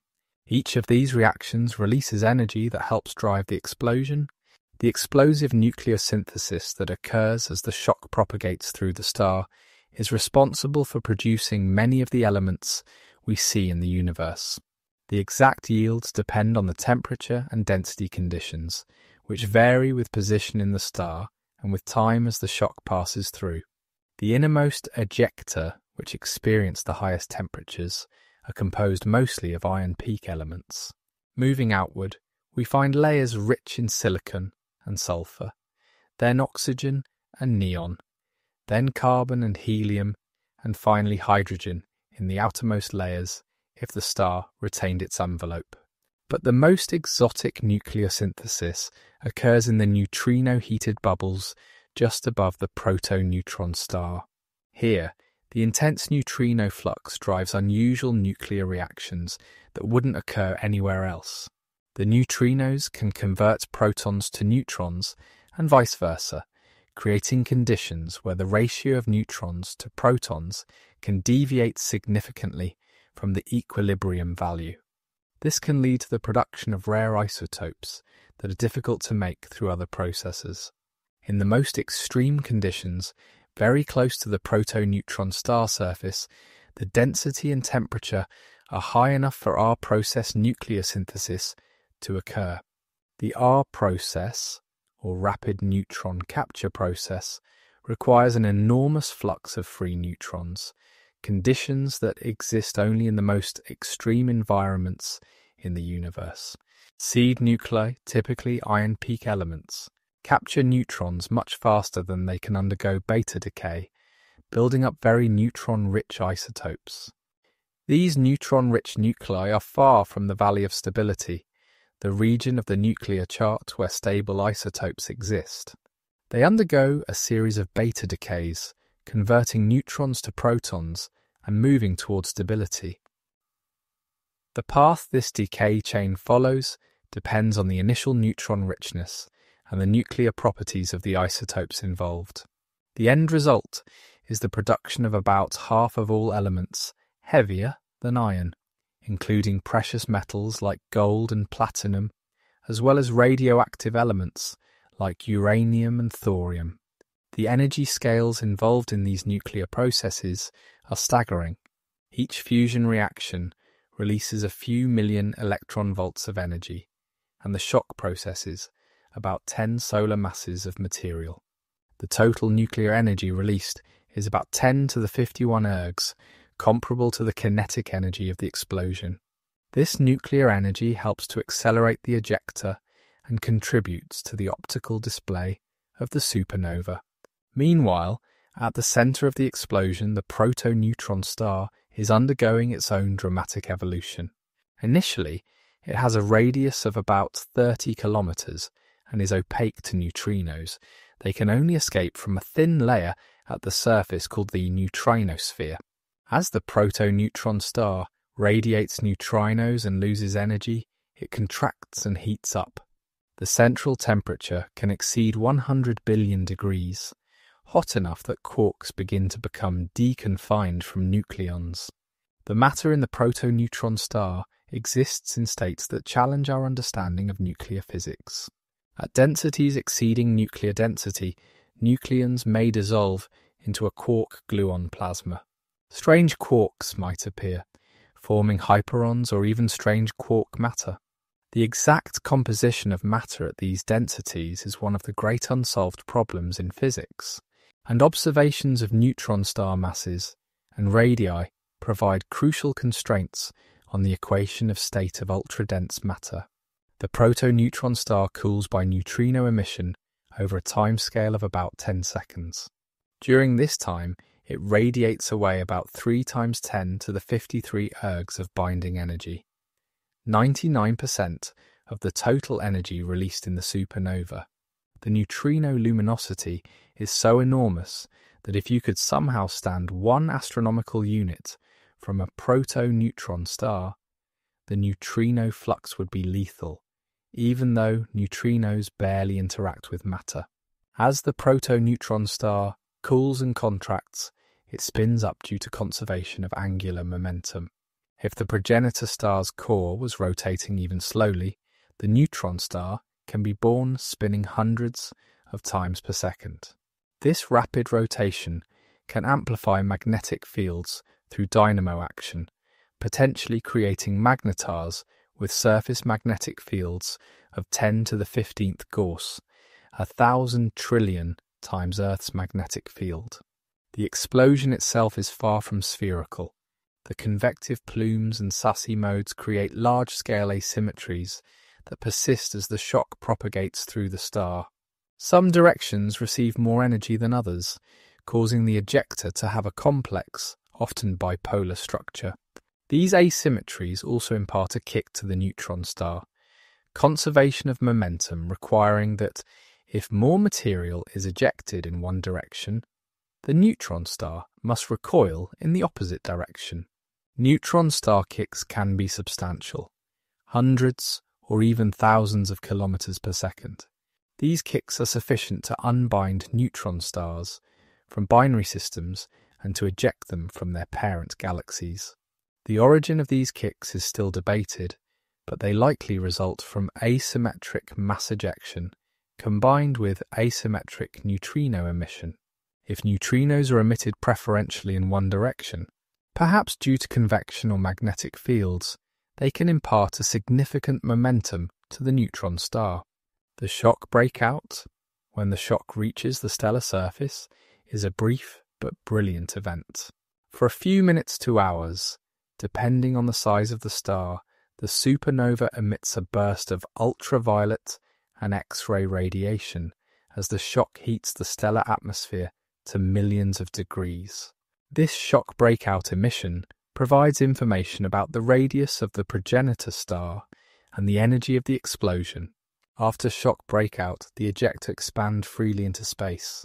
The temperature drops rapidly as the material expands, and different elements recombine from ionized to neutral states at different times. The changing opacity of the ejecta, combined with radioactive heating from nickel-56 decay, shapes the light curve we observe. The ejecta velocity, typically 5,000 to 10,000 kilometers per second for the bulk of the material, means the supernova remnant expands to a light year in diameter in just 60 years. The interaction between the ejecta and any surrounding material adds another layer of complexity. If the progenitor star had a strong stellar wind, it would have created a bubble of hot, low-density gas around itself. The ejecta first expand freely through this bubble, then collide with the dense shell at the bubble's edge, creating a bright ring of emission. This is what we observe in supernova 1987A, where the ejecta are now colliding with material expelled by the star 20,000 years before it exploded. In some cases, the star might have expelled massive shells of material in the years or centuries before the explosion. When the fast-moving ejecta collide with this circumstellar material, they create a forward shock that heats the circumstellar material and a reverse shock that decelerates the ejecta. The collision converts kinetic energy to thermal energy and then to radiation, potentially making the supernova much brighter than it would otherwise be. The physics of supernova explosions continues to challenge our understanding and computational capabilities. Modern three-dimensional simulations must track hydrodynamics, neutrino transport, nuclear reactions, and magnetic fields over a huge range of scales, from the kilometre-sized proto-neutron star to the stellar envelope, thousands of times larger. These simulations require millions of CPU hours on the world's fastest supercomputers and are still improving as we develop better algorithms and more powerful machines. Supernova remnants and their cosmic legacy. Long after the initial explosion has faded from view, supernova remnants continue to shape their cosmic neighborhoods for thousands of years. These expanding shells of hot gas, enriched with heavy elements forged in the explosion, are among the most beautiful and scientifically important objects in the galaxy. They serve as cosmic particle accelerators, generating the high-energy cosmic rays that permeate interstellar space. They trigger new generations of star formation by compressing nearby gas clouds, and they steadily enrich the interstellar medium with the elements necessary for planets and life. The evolution of a supernova remnant begins the moment the star explodes. The ejecta, typically several solar masses of material, race outward at velocities of 5,000 to 30,000 kilometers per second. This material is extraordinarily hot, millions of degrees, and so tenuous that it would be considered a perfect vacuum by terrestrial standards. Yet despite its low density, the ejecta carry enormous kinetic energy, typically 10 to the 51 ergs, equivalent to the Sun's energy output over its entire 10 billion year lifetime. For the first few hundred years, the remnant expands freely through the low-density medium around the star. During this free expansion phase, the remnant grows linearly with time, maintaining constant velocity as it ploughs through space. The ejecta remain hot enough to emit X-rays, and we can observe the distribution of different elements through their characteristic emission lines. Heavy elements synthesized in the explosion are often concentrated in clumps and filaments, reflecting the asymmetric nature of the explosion itself. The Cassiopeia, a remnant from a star that exploded around the year 1680, beautifully illustrates this early phase of remnant evolution. High-resolution X-ray observations reveal a complex structure of knots and filaments, with different elements concentrated in different regions.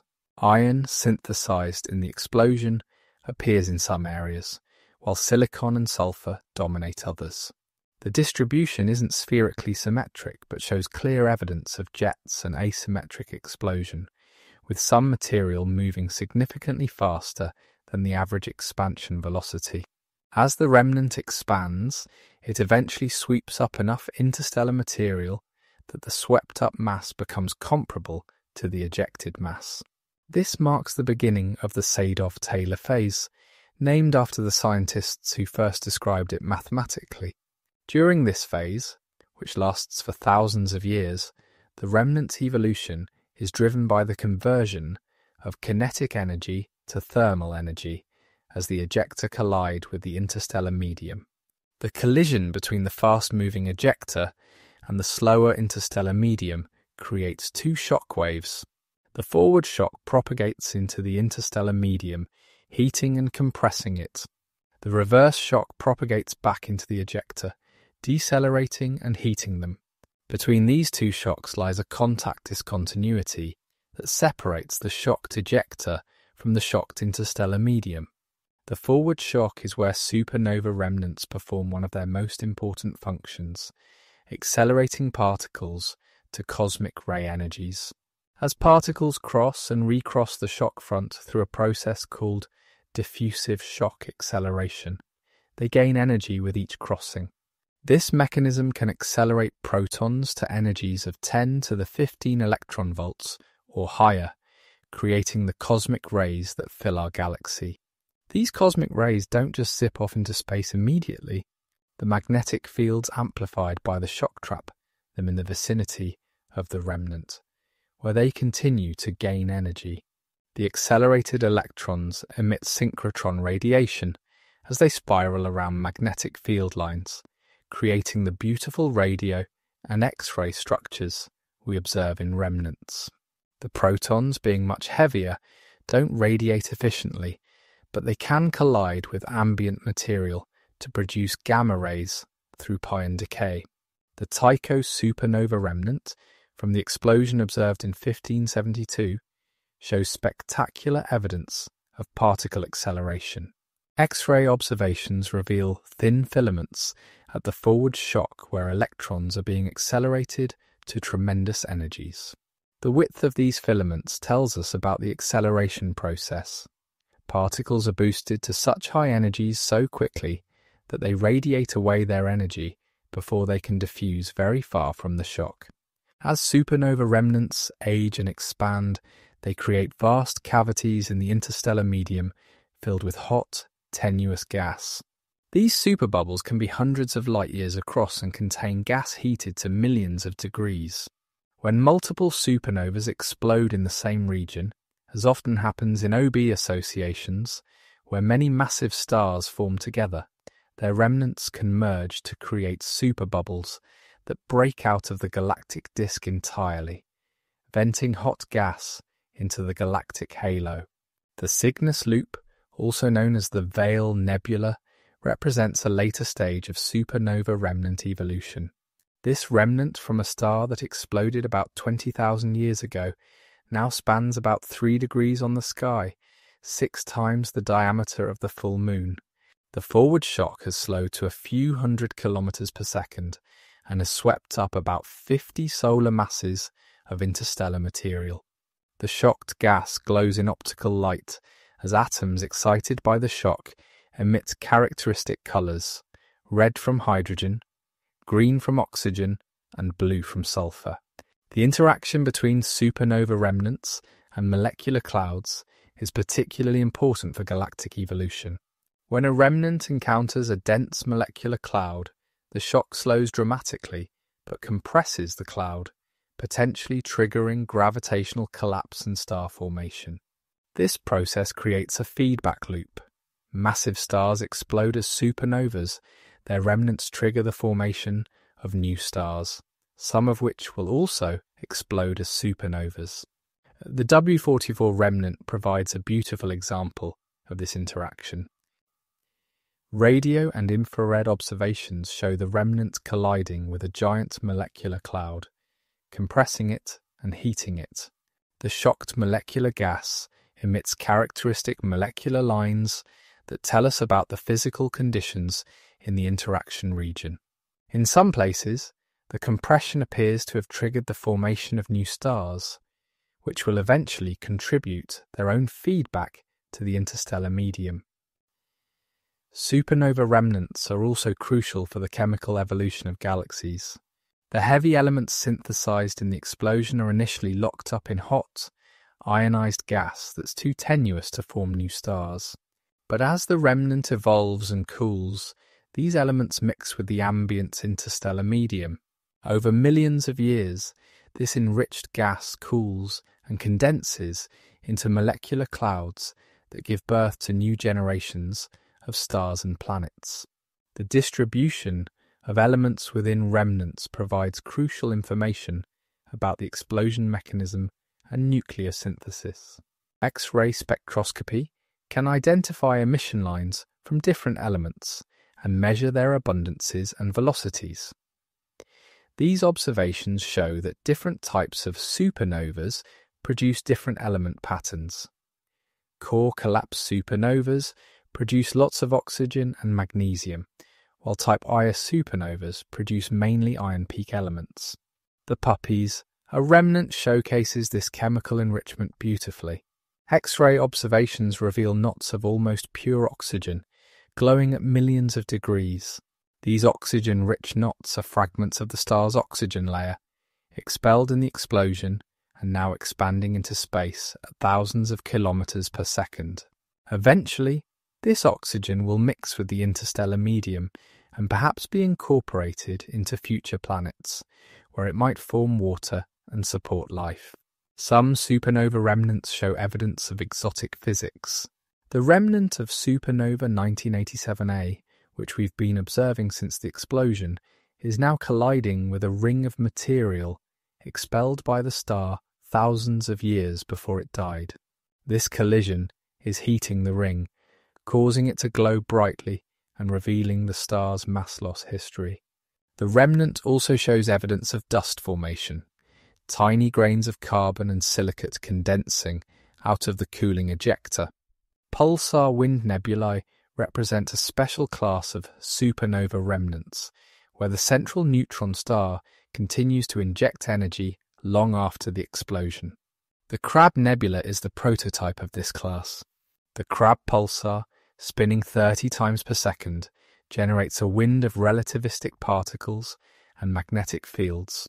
This pulsar wind inflates a bubble inside the supernova remnant, creating a complex structure with the pulsar wind nebula nested inside the supernova remnant.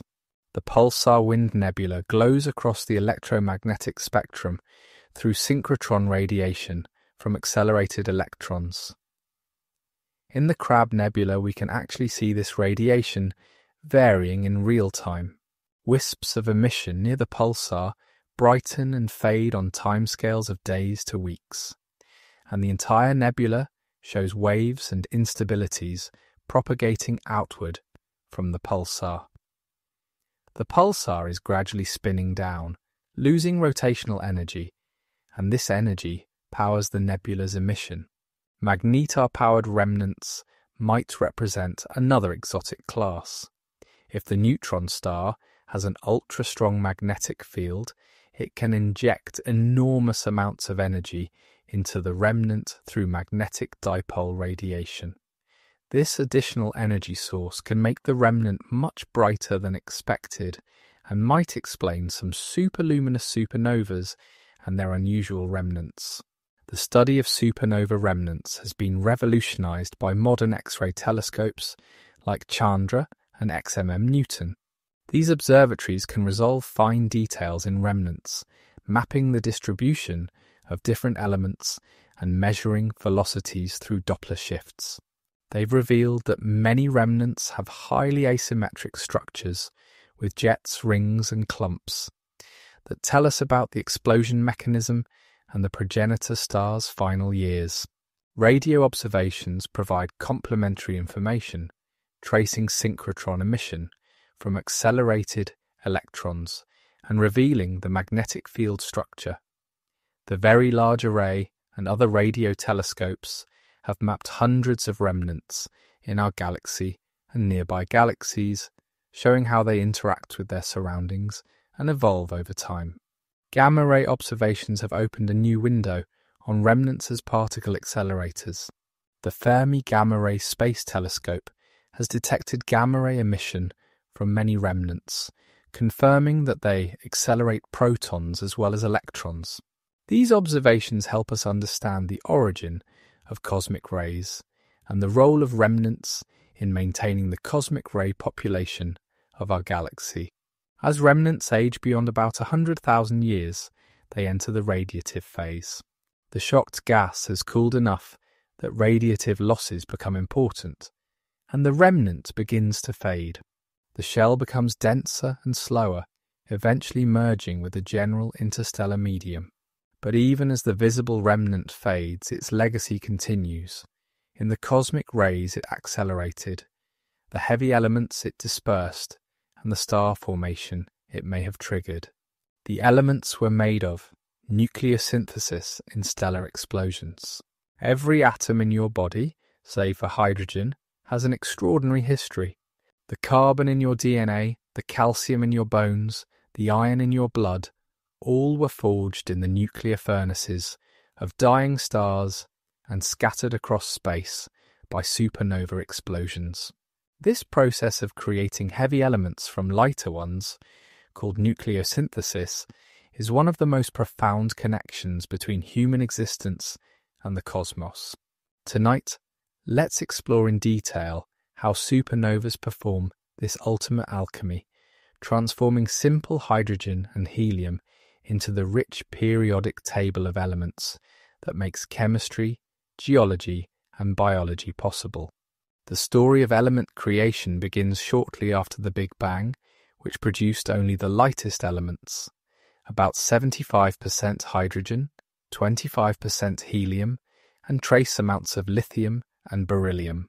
For the universe to develop the chemical complexity we see today, it needed stellar furnaces to forge heavier elements, while stars steadily fuse lighter elements into heavier ones during their lifetimes. It's the explosive conditions of supernovas that create many of the elements essential for life and technology. To understand supernova nucleosynthesis, we must first grasp the fundamental challenge of building heavy atomic nuclei. Protons, being positively charged, repel each other through the electromagnetic force. To fuse two nuclei together, they must get close enough for the strong nuclear force to overcome this electromagnetic repulsion. This requires extreme temperatures, millions or billions of degrees, to give nuclei enough kinetic energy to overcome the repulsion barrier. During a star's lifetime, the temperature in its core is high enough to fuse hydrogen into helium, and in massive stars, to continue fusion up to iron. But iron represents a crucial turning point. Iron 56 has the highest binding energy per nucleon of any nucleus, meaning it's the most stable. Fusing iron into heavier elements doesn't release energy. It requires energy input. This is why iron accumulation in a massive star's core triggers collapse rather than further fusion. When the core collapses and rebounds in a core collapse supernova, the shockwave racing through the star creates conditions far more extreme than those during the star's lifetime. Temperatures reach billions of degrees, densities exceed millions of grams per cubic centimetre, and the neutron flux reaches extraordinary levels. These conditions enable nuclear processes impossible during steady stellar burning. The explosive nucleosynthesis that occurs as the shock propagates through the star happens in distinct zones, each with different temperatures and densities. In the innermost regions, where temperatures exceed 5 billion degrees, nuclear statistical equilibrium is achieved. Under these conditions, nuclei are constantly being assembled and destroyed, and the final composition depends only on temperature, density, and the ratio of neutrons to protons. In this innermost zone, the extreme conditions favour the production of iron peak elements, iron, cobalt, nickel, and neighbouring elements. The most abundant product is nickel-56, a radioactive isotope with 28 protons and 28 neutrons. This nickel-56 is special because it has equal numbers of protons and neutrons, making it particularly stable under the proton-rich conditions found in this zone. The nickel-56 later decays to cobalt-56 and then to stable iron-56, and this radioactive decay powers much of the optical display of the supernova. Moving outward from the centre, we encounter the silicon burning zone, where temperatures range from 3 to 5 billion degrees.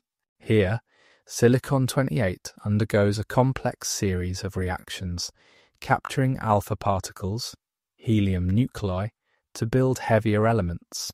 This process, called alpha capture, proceeds through a specific sequence. Silicon-28 captures an alpha particle to become sulfur-32, which captures another to become argon-36, then calcium-40, titanium-44, chromium-48, and finally iron-52, which quickly captures more particles to reach the iron peak. But the process isn't perfectly efficient. At each step, some nuclei undergo different reactions, creating a rich mixture of elements. Photodisintegration competes with alpha capture, breaking apart some nuclei. The balance between construction and destruction depends sensitively on temperature and density, leading to variations in the final element yields. In the oxygen burning zone, where temperatures are around 2 to 3 billion degrees, oxygen-16 nuclei collide with each other to produce silicon, sulfur, argon, and calcium. These reactions also release alpha particles and protons, which can be captured by other nuclei to produce a variety of isotopes. The interplay between different reaction channels creates a complex network of nuclear processes, with material flowing through various pathways depending on local conditions. The carbon and neon burning zones operate at still lower temperatures, around 1 to 2 billion degrees. Carbon-12 fuses with itself to produce magnesium-24, or with existing helium-4 to make oxygen-16. Neon-20 can capture alpha particles to become magnesium-24, or undergo photodisintegration to release alpha particles that are then captured by other nuclei. These zones produce much of the magnesium, sodium, and aluminum we find in the universe.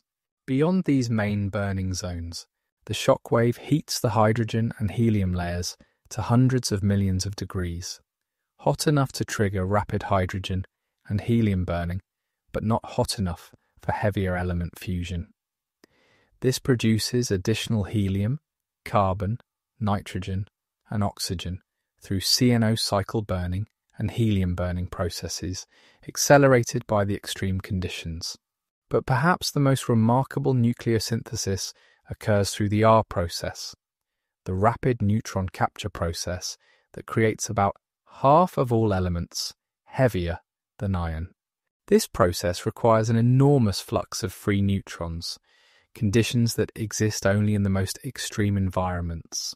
For decades, astronomers debated where the R process occurs, with core collapse supernovas being a leading candidate. The R process works by bombarding seed nuclei, typically iron peak elements, with neutrons faster than the nuclei can beta decay. A nucleus captures neutron after neutron, becoming increasingly neutron-rich and moving far from the valley of nuclear stability. When the neutron flux finally decreases, these extremely neutron-rich nuclei undergo a series of beta decays, converting neutrons to protons and moving towards stability. The path the R process follows depends critically on the neutron density and temperature. At very high neutron densities, nuclei can capture dozens of neutrons before decaying, reaching extremely neutron-rich species that would immediately decay under normal conditions. The process proceeds until it reaches neutron-rich nuclei that are so unstable they undergo fission, splitting into lighter fragments and releasing more neutrons. The R process produces many of the elements we consider precious or technologically important. Gold, platinum, uranium, thorium, all are primarily R process products.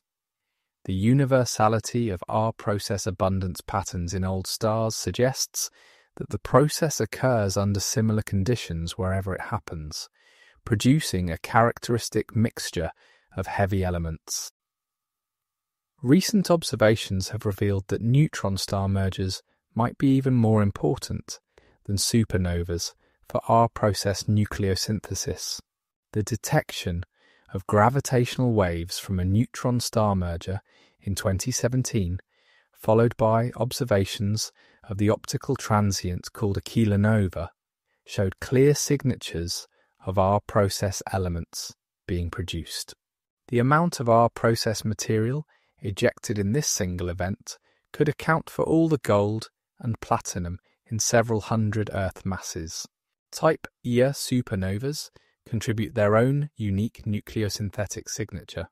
Because they involve the thermonuclear incineration of carbon and oxygen in a white dwarf, they produce mainly iron peak elements through silicon burning.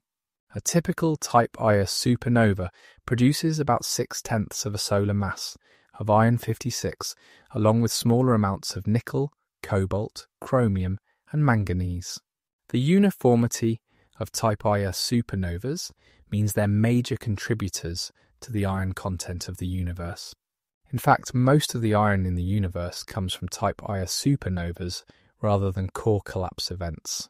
This has important implications for galactic chemical evolution, as Type Ia supernovas can occur billions of years after star formation, providing a delayed source of iron enrichment. The chemical yields from supernovas depend on many factors beyond just the explosion mechanism. The progenitor star's initial mass determines how far nuclear burning proceeded before explosion, affecting the relative amounts of different elements produced. The star's initial metallicity, its content of elements heavier than hydrogen and helium, affects both stellar evolution and explosion dynamics, changing nucleosynthetic yields. Rotation adds another variable, as rapidly rotating stars experience more mixing between layers, altering their chemical structure at the time of explosion. Binary interactions can strip away outer layers or add mass, fundamentally changing the star's evolution and final explosion. Even the explosion energy affects yields, with more energetic explosions producing different element ratios than weaker ones. Understanding these dependencies requires sophisticated computer simulations that track nuclear reaction networks containing thousands of isotopes connected by tens of thousands of reactions. These calculations must follow the temperature and density evolution of material as it's processed by the explosion, accounting for both the forward shock and any reverse shocks that develop. Observations of element abundances in various astronomical contexts help constrain these models. Ancient stars in our galaxy's halo preserve the chemical signatures of early supernovas before many generations of stars had enriched the interstellar medium. By measuring element ratios in these stars, we can infer what types of supernovas dominated early galactic history. Supernova remnants themselves provide direct evidence of nucleosynthesis. X-ray spectroscopy can identify emission lines from different elements and measure their abundances in the hot ejecta. These observations show that different elements are often distributed asymmetrically in remnants, reflecting the three-dimensional nature of the explosion and subsequent evolution. The radioactive isotopes produced in supernovas provide unique insights into nucleosynthesis. Nickel-56, with its 6-day half-life, powers the early light curve. Cobalt-56, with a 77-day half-life, dominates the later evolution. Titanium-44, with a 60-year half-life, can be observed in young remnants through its gamma-ray emission. And Aluminum-26, with a 700,000-year half-life, traces recent nucleosynthesis throughout the galaxy. Famous supernovas throughout history. Throughout human history, certain supernovas have captured our imagination and advanced our understanding in profound ways. These cosmic explosions, some observed with the naked eye by ancient astronomers, and others detected only recently with sophisticated instruments, have served as milestones in our quest to understand the universe. Each famous supernova tells not just the story of a dying star, but also the story of human curiosity and our evolving comprehension of the cosmos. Let us begin with one of the most thoroughly documented historical supernovas, the guest star of 1054 that created the Crab Nebula. On the morning of July 4th, 1054, astronomers in China, Japan, and the Islamic world witnessed something extraordinary. A new star appeared in the constellation Taurus, so bright it could be seen during daylight for 23 days. Chinese astronomer Yang Weide meticulously recorded its appearance, noting its position near the star we now call Zeta Tauri. The Chinese called it a guest star and interpreted its appearance through their complex astrological system. They noted that it was visible to the naked eye for 653 days, nearly 2 years, and described its colour evolution from white to reddish as it faded. Japanese observers also recorded the event, with multiple independent accounts confirming its brightness and duration. Islamic astronomers, including the physician and astronomer Ibn Butlan in Cairo, noted its appearance and speculated about its nature. What makes the 1054 supernova particularly special for modern astronomy is that we can still study its remnant in exquisite detail. The Crab Nebula, located about 6,500 light-years from Earth, is one of the most observed objects in astronomy. At its heart lies the Crab Pulsar, a neutron star spinning 30 times per second, sending out beams of radiation from radio waves to gamma rays. This pulsar, only about 20 kilometers across but containing more mass than our Sun, is the collapsed core of the original star. The Crab Nebula itself is a cosmic laboratory where we can observe extreme physics in action. The pulsar wind, a stream of relativistic particles and magnetic fields flowing out from the neutron star, inflates a bubble of hot gas that glows across the electromagnetic spectrum. We can actually see changes in the nebula over timescales of weeks to years, with wisps of material moving at significant fractions of the speed of light. The nebula is expanding at about 1,500 kilometers per second, and by measuring this expansion and working backward, astronomers have confirmed that it matches the 1054 explosion date.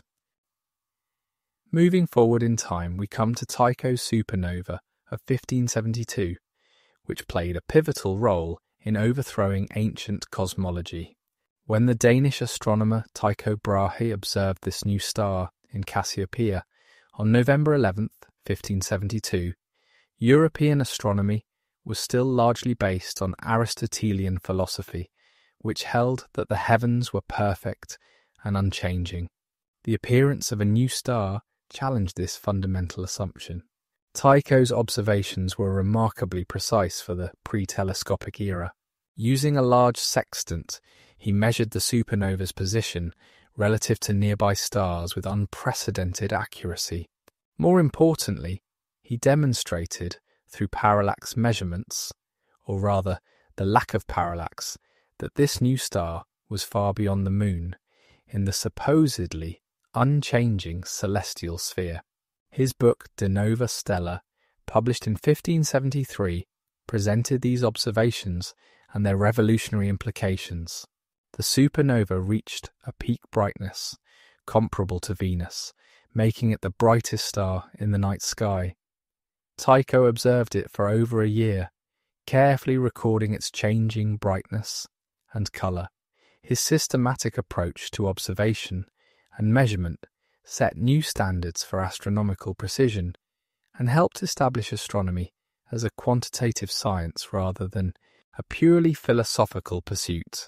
Modern observations of Tycho's remnant have revealed it to be a Type Ia supernova, the thermonuclear explosion of a white dwarf star. X-ray observations show an almost spherical shell of hot gas expanding at thousands of kilometers per second. The remnant also shows evidence of cosmic ray acceleration, with thin filaments at the shock front where particles are being accelerated to tremendous energies. Studies of the remnant's expansion rate and chemical composition have even helped astronomers understand the explosion mechanism and search for any surviving companion star.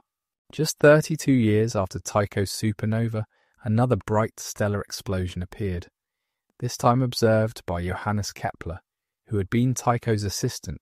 Kepler's supernova, appearing in October 1604 in the constellation Ophiuchus, was the last supernova observed in our Milky Way galaxy that was visible to the naked eye. This timing was fortuitous, as it occurred just before the invention of the telescope, allowing astronomers to observe it with the naked eye while having the mathematical tools to analyze it properly. Kepler observed the supernova for over a year, creating detailed records of its brightness evolution. At its peak, it rivaled Jupiter in brightness and could be seen during twilight.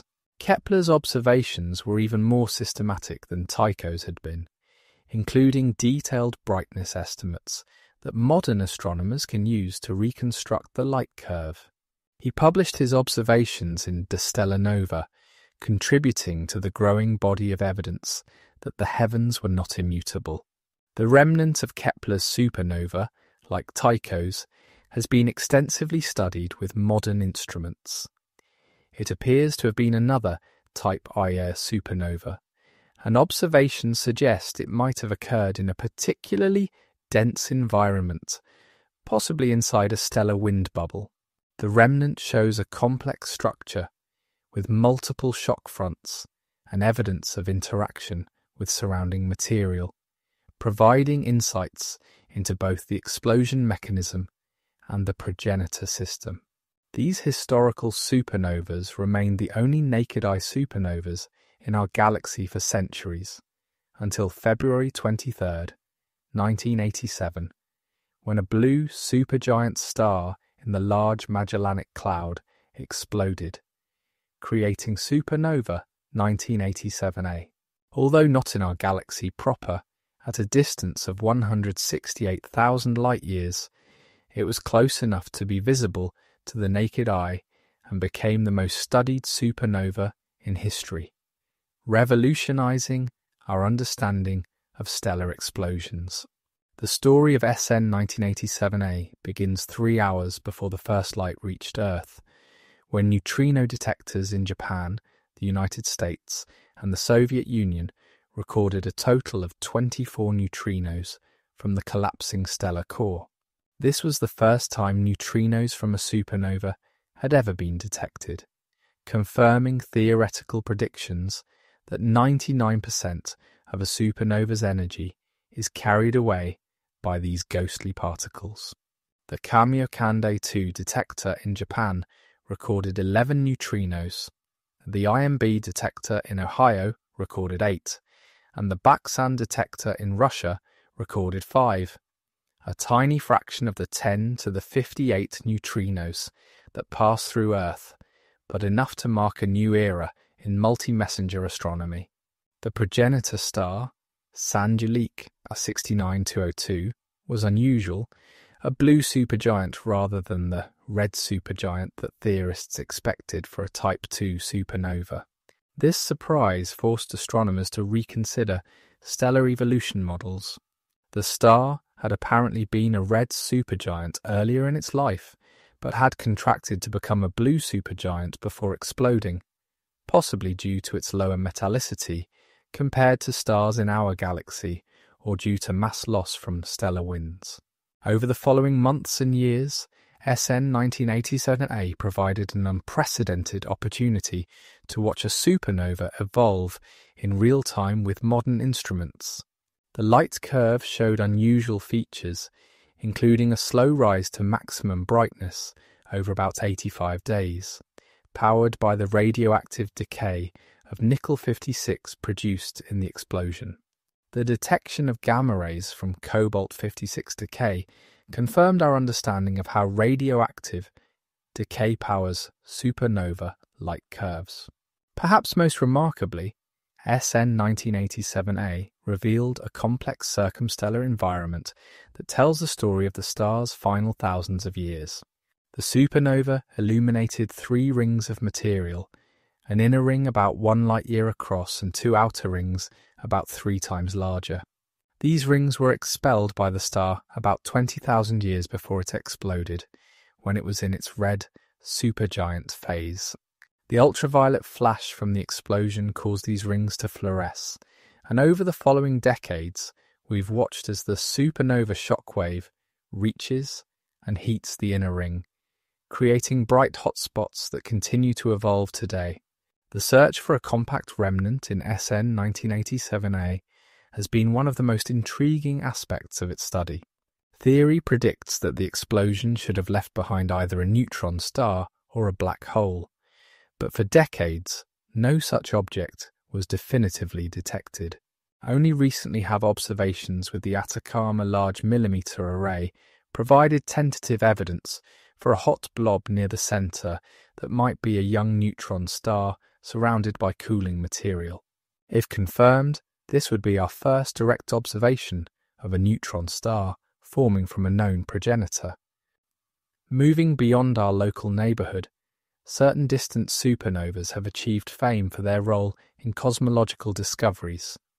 In 1994, observations of SN 1994D in the galaxy NGC 4526 helped establish Type Ia supernovas as standard candles for measuring cosmic distances. This supernova, occurring in a galaxy 50 million light-years away, showed the characteristic light curve and spectrum of a Type Ia, demonstrating that these explosions are remarkably uniform even in different galactic environments. But the supernovas that truly changed our understanding of the universe were those observed at much greater distances. SN 1997FF, discovered by the Hubble Space Telescope at a distance of about 10 billion light-years, was one of the most distant supernovas known at the time. Its observation helped confirm that the expansion of the universe is accelerating, driven by mysterious dark energy. The light from this explosion had been travelling for 10 billion years, carrying information about the state of the universe when it was less than 4 billion years old. The discovery of superluminous supernovas has added a new chapter to the story of famous stellar explosions. SN 2006 Guy, discovered in a galaxy 240 million light-years away, was one of the first recognised members of this class. It radiated more than 100 times the energy of a typical supernova and remained bright for months. The mechanism behind such extraordinary explosions is still debated. Possibilities include pair instability supernovas from extremely massive stars, magnetar-powered explosions, or interaction with dense circumstellar material. SN 15LH, discovered in 2015, pushed the boundaries even further. Initially classified as the most luminous supernova ever discovered, it radiated the energy of 500 billion suns at its peak. However, its nature remains controversial.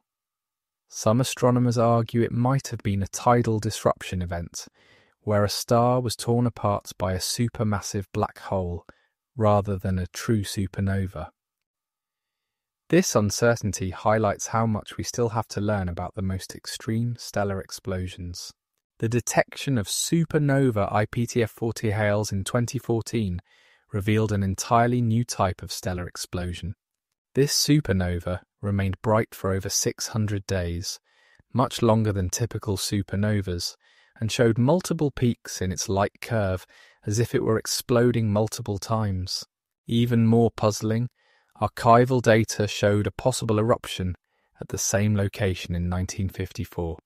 This zombie star challenges our understanding of how stars die and suggests that some massive stars might undergo multiple eruptions before their final explosion. Supernovas associated with gamma-ray bursts represent another category of famous explosions. SN 1998W, associated with gamma-ray burst GRB 980425, was the first definitive connection between these two phenomena. This discovery revealed that at least some gamma-ray bursts are produced by the collapse of massive stars, likely involving the formation of a black hole and relativistic jets that punch through the stellar envelope. The supernova itself was unusual, a type ICT with very broad spectral lines indicating extremely high velocities, earning it the classification of a hypernova. SN 2111Phi in the Pinwheel Galaxy, M101, achieved fame as one of the closest Type Ia supernovas in decades, at a distance of just 21 million light-years. Discovered within hours of explosion, it provided an unprecedented opportunity to study the early phases of a Type Ia supernova. Observations revealed the expanding fireball and confirmed that the exploding star was indeed a white dwarf, though the nature of the companion star remains uncertain. The discovery of calcium-rich transients, exemplified by SN 2005E, revealed yet another pathway to stellar explosion. These events produce large amounts of calcium but little iron, suggesting a different explosion mechanism than typical supernovas. They might result from helium detonations on white dwarf surfaces or from the merger of a white dwarf with a neutron star. Their discovery reminds us that nature has more ways to blow up stars than we previously imagined. Supernova 2014J in the Cigar Galaxy, M82, became famous as the closest Type Ia supernova to Earth in 42 years. At a distance of 11 million light-years, it was bright enough to be seen with binoculars, making it a popular target for amateur astronomers. Professional observations revealed that the supernova was significantly reddened by dust in its host galaxy, providing insights into how dust affects our observations of distant supernovas used for cosmology. The era of gravitational wave astronomy has added new dimensions to supernova science. While core collapse supernovas are expected to produce gravitational waves, none have yet been detected. However, the detection of gravitational waves from neutron star mergers, which produce kilonova explosions powered by radioactive decay of our process elements, has opened new windows on explosive stellar death. These events, while not traditional supernovas, share many similarities and are expanding our understanding of how stars end their lives. Modern surveys are discovering supernovas at an unprecedented rate. The All-Sky Automated Survey for Supernovae, ASUS-SN, discovers hundreds of supernovas per year, including many bright enough for detailed study. The Zwicky Transient Facility can survey the entire visible sky every few nights, catching supernovas within hours or days of explosion. These systematic surveys are revealing the full diversity of stellar explosions and finding rare events that challenge our theoretical understanding. Each famous supernova has contributed unique insights to our understanding of stellar death. From the ancient guest stars that challenged humanity's view of the heavens as unchanging, to modern discoveries revealing new types of explosions we never imagined, these cosmic fireworks continue to surprise and educate us. They serve as laboratories for extreme physics as tools for measuring the universe and as reminders of the violent processes that created the elements essential for our existence. Modern observations and future predictions. As we stand at the threshold of a new era in astronomy, our ability to observe and understand supernovas has reached unprecedented heights. With space telescopes peering deep into the cosmos, ground-based observatories scanning the sky with remarkable efficiency, and entirely new ways of detecting cosmic events through gravitational waves and neutrinos, we are witnessing a revolution in how we study stellar explosions. The coming decades promise even more extraordinary discoveries that will reshape our understanding of how stars die and what their deaths mean for the universe. The transformation in supernova astronomy over the past few decades has been nothing short of remarkable. Where once astronomers might discover a handful of supernovas each year through painstaking visual searches of photographic plates, modern automated surveys now discover hundreds or even thousands annually. The Zwicky Transient Facility, using a camera with a 47 square degree field of view, can survey the entire northern sky every few nights, catching supernovas within hours or days of their explosion. This rapid discovery is crucial because the early phases of supernovas contain vital information about the explosion mechanism and the progenitor star. The first hours after explosion, when the shock wave is still breaking through the stellar surface, tell us about the star's radius and structure. The first days, when radioactive nickel is being synthesized and the ejecta are still opaque, reveal details about the explosion energy and nucleosynthesis. By catching supernovas early and following them intensively, we can piece together a complete picture of the explosion. The All-Sky Automated Survey for Supernovae, or ASUS-SN, represents another approach to systematic supernova discovery. Using a network of small telescopes distributed around the globe, ASUS-SN surveys the entire visible sky every night, down to about 17th magnitude. This survey has discovered some of the most interesting supernovas of recent years, including superluminous events and unusual transients that don't fit into traditional categories. Space-based observations have provided insights impossible to achieve from the ground. The Hubble Space Telescope has been instrumental in discovering distant supernovas for cosmology, observing supernova remnants in nearby galaxies, and even identifying progenitor stars in pre-explosion images. For several nearby supernovas, Hubble images taken years before the explosion show the doomed star, allowing direct tests of stellar evolution theory. The Spitzer Space Telescope, observing in infrared light, revealed aspects of supernovas invisible to optical telescopes. Infrared observations can peer through dust that obscures optical light, revealing supernovas in dusty starburst galaxies that would otherwise be missed. Spitzer also detected infrared echoes, light from the supernova flash that bounced off surrounding dust clouds and reached us years after the direct light, providing a three-dimensional view of the material around the exploding star. The Chandra X-ray Observatory and XMM Newton have revolutionized our understanding of supernova remnants. X-ray observations reveal million-degree gas shocked by the explosion, trace the distribution of heavy elements synthesized in the explosion, and show where particles are being accelerated to cosmic ray energies. These observations have revealed that many remnants are highly asymmetric, with different elements concentrated in different regions, telling us that the explosions themselves were not spherically symmetric. The Fermi Gamma Ray Space Telescope has opened yet another window on supernovas. Gamma-ray observations detect the decay of radioactive isotopes produced in the explosion, providing direct measurements of nucleosynthesis yields. Fermi has also detected gamma rays from particle acceleration in supernova remnants, confirming that these remnants are the primary sources of galactic cosmic rays.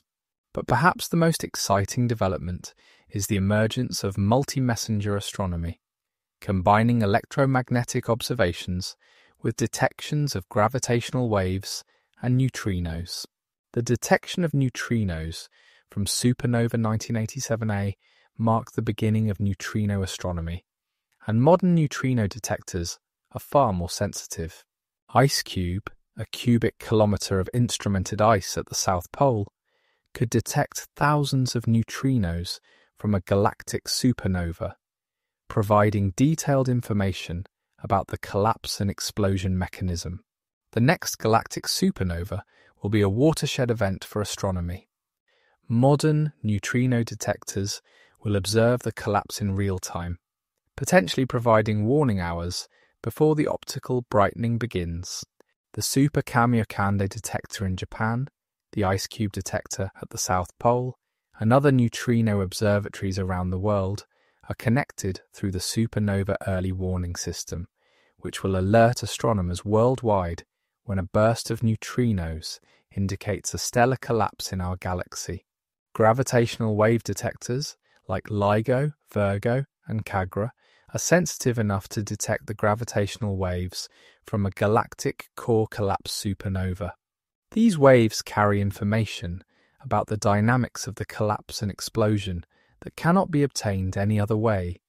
They tell us about asymmetries in the collapse, the rotation of the proto-neutron star, and potentially about exotic physics like a phase transition to quark matter.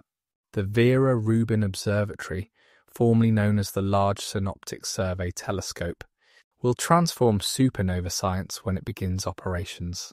This telescope will survey the entire southern sky every few nights, discovering thousands of supernovas per year and tracking their evolution in unprecedented detail.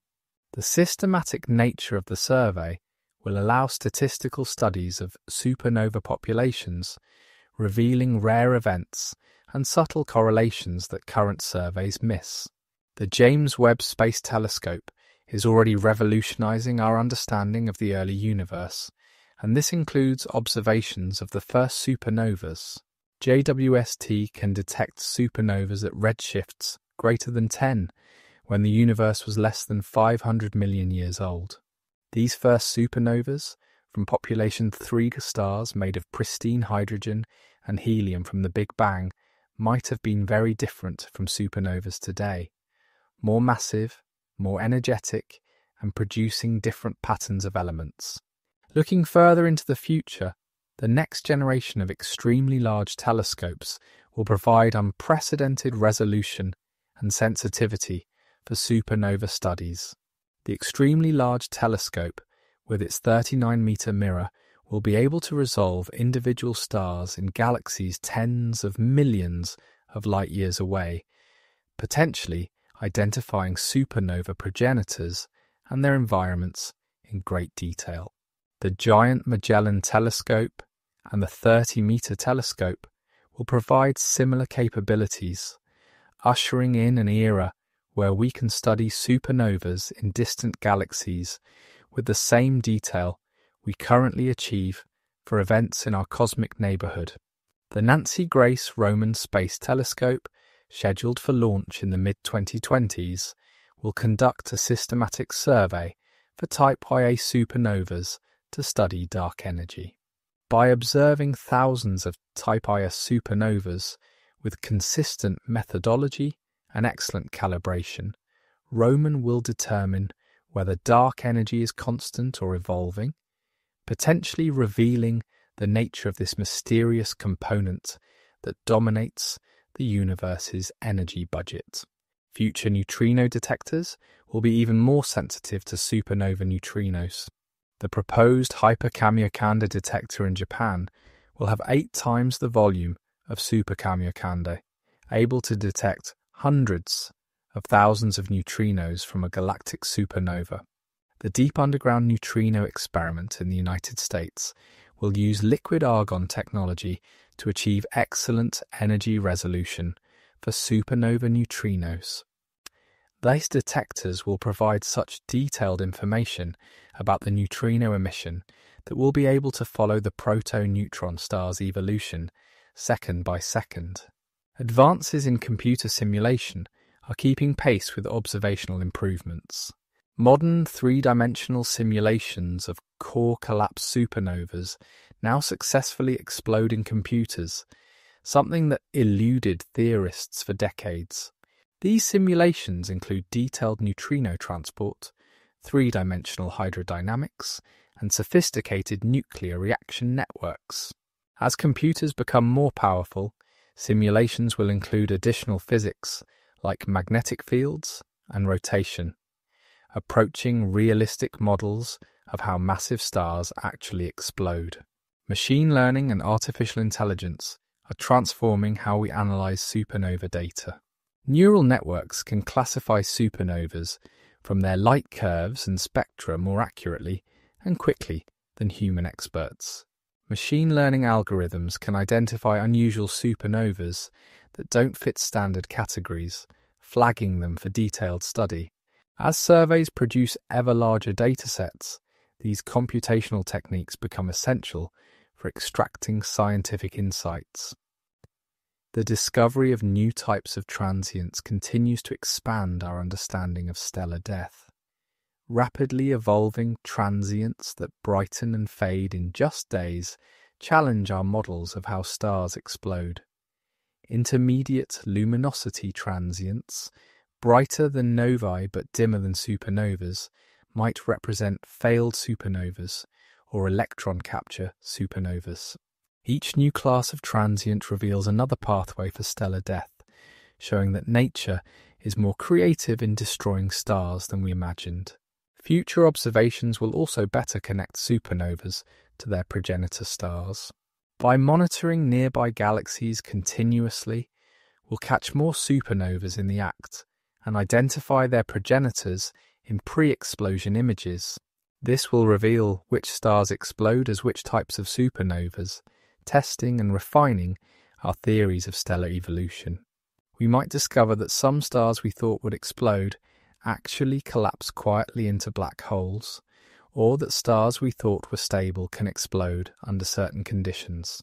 The role of binary interactions in supernova progenitors is becoming increasingly apparent.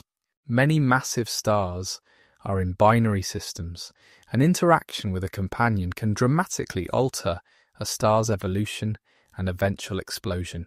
Future observations will reveal the signatures of binary interaction, such as hydrogen stripped from a companion star or circumstellar material from previous mass transfer episodes. Predictions for specific future supernovas are becoming more sophisticated.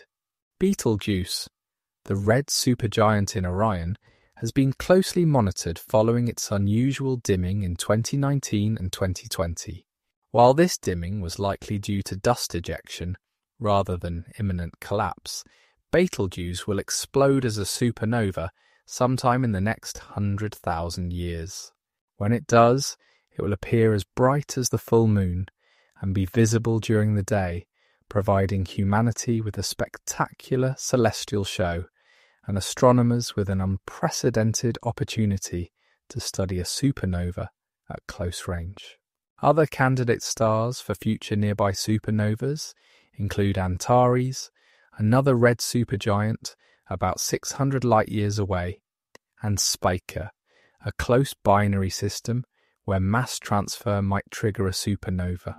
While we cannot predict exactly when these stars will explode, we know that several stars within a few thousand light-years of Earth are in the final stages of their evolution and could explode at any time. The search for supernova progenitors in archival data continues to yield surprises. As digital archives of astronomical observations grow, astronomers can look back decades to search for the progenitor stars of recent supernovas or for previous outbursts from stars that later exploded. This archaeological approach to astronomy is revealing that many stars experience dramatic variability or eruptions in their final years, providing clues about the instabilities that precede stellar death. the ultimate fate and closing thoughts. And as we approach the end of our journey through the complete story of supernovas and stellar explosions, it's time to contemplate the ultimate fate of these cosmic events and their profound significance for the universe and our place within it.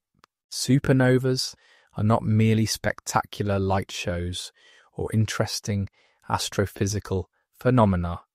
They are fundamental drivers of cosmic evolution, architects of galactic structure, and ultimately the very reason we exist to observe and wonder about them. Looking toward the far future, we must ask, will supernovas continue forever? Or will there come a time when the last star explodes and the universe falls silent? The answer lies in understanding the life cycle of the universe itself and the resources available for future star formation. Currently, the universe is about 13.8 billion years old, and star formation continues robustly in many galaxies. But this will not last forever. The universe contains a finite amount of hydrogen, the raw material for star formation. As stars process hydrogen into heavier elements, and as gas is locked up in stellar remnants, like white dwarfs, neutron stars, and black holes, less material remains available for new stars. Moreover, the accelerating expansion of the universe, driven by dark energy, is gradually pulling galaxies apart from each other, reducing the opportunities for galactic collisions that can trigger new bursts of star formation. Models of the universe's future suggest that star formation will continue for another 100 trillion years, though at an ever-decreasing rate. The peak of cosmic star formation actually occurred about 10 billion years ago, when the universe was just 3 to 4 billion years old. Since then, the rate of star formation has been declining, and this decline will continue indefinitely. As the universe expands and cools, and as the supply of gas dwindles, fewer and fewer new stars will be born. The last massive stars capable of exploding as core collapse supernovas will be gone relatively quickly, within a few trillion years. These stars, with their short lifetimes of millions to tens of millions of years, will become extinct as star formation winds down. But Type Ia supernovas, which come from white dwarfs in binary systems, could continue for much longer. White dwarfs can survive for trillions of years before potentially exploding, so Type Ia supernovas might continue to occur sporadically for 100 trillion years or more. Eventually, perhaps in 10 to the 14th years, the last supernova will light up the darkness. By then the universe will be a very different place, cold, dark and dominated by black holes and cooling white dwarfs. The spectacular stellar explosions that once enriched galaxies with heavy elements and triggered new generations of stars will be nothing but a distant memory preserved in the fossil remnants of ancient explosions. But the legacy of supernovas will persist far longer than the explosions themselves. The heavy elements forged in these stellar furnaces will continue to exist, locked up in planets, asteroids, and stellar remnants. These elements tell the story of the universe's chemical evolution, from the pristine hydrogen and helium of the Big Bang to the rich periodic table that makes complex chemistry and life possible. Consider for a moment the profound connection between supernovas and our own existence. Every atom of carbon in your DNA, every atom of calcium in your bones, every atom of iron in your blood was forged in the heart of a dying star and dispersed through space by a supernova explosion. You are quite literally made of stardust, not as a poetic metaphor, but as a scientific fact. The atoms that compose your body have been on an extraordinary journey, from the nuclear furnace of a massive star, through the violence of a supernova explosion, across the vastness of interstellar space, into a collapsing cloud that formed our solar system, and eventually into you. This cosmic heritage connects us to the universe in the most fundamental way possible. We are not separate from the cosmos. Looking at it from the outside, we are part of it, made from it, and ultimately returning to it.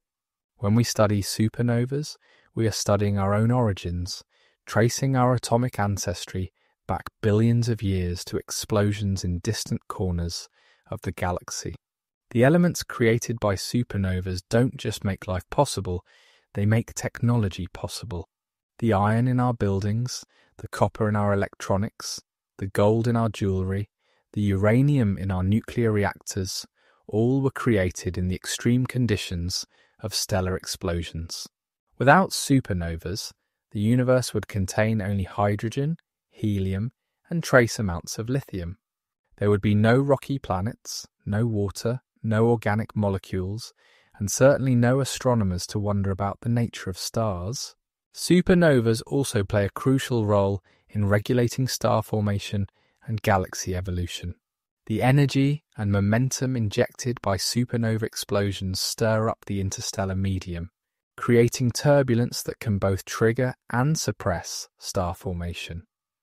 In small galaxies, supernova-driven winds can blow gas completely out of the galaxy, shutting down star formation. In larger galaxies, supernova feedback helps regulate the rate of star formation, preventing all the gas from collapsing into stars at once. The cosmic rays accelerated by supernova remnants have their own important effects. These high-energy particles permeate the galaxy, contributing to the pressure that supports the galactic disk against gravity.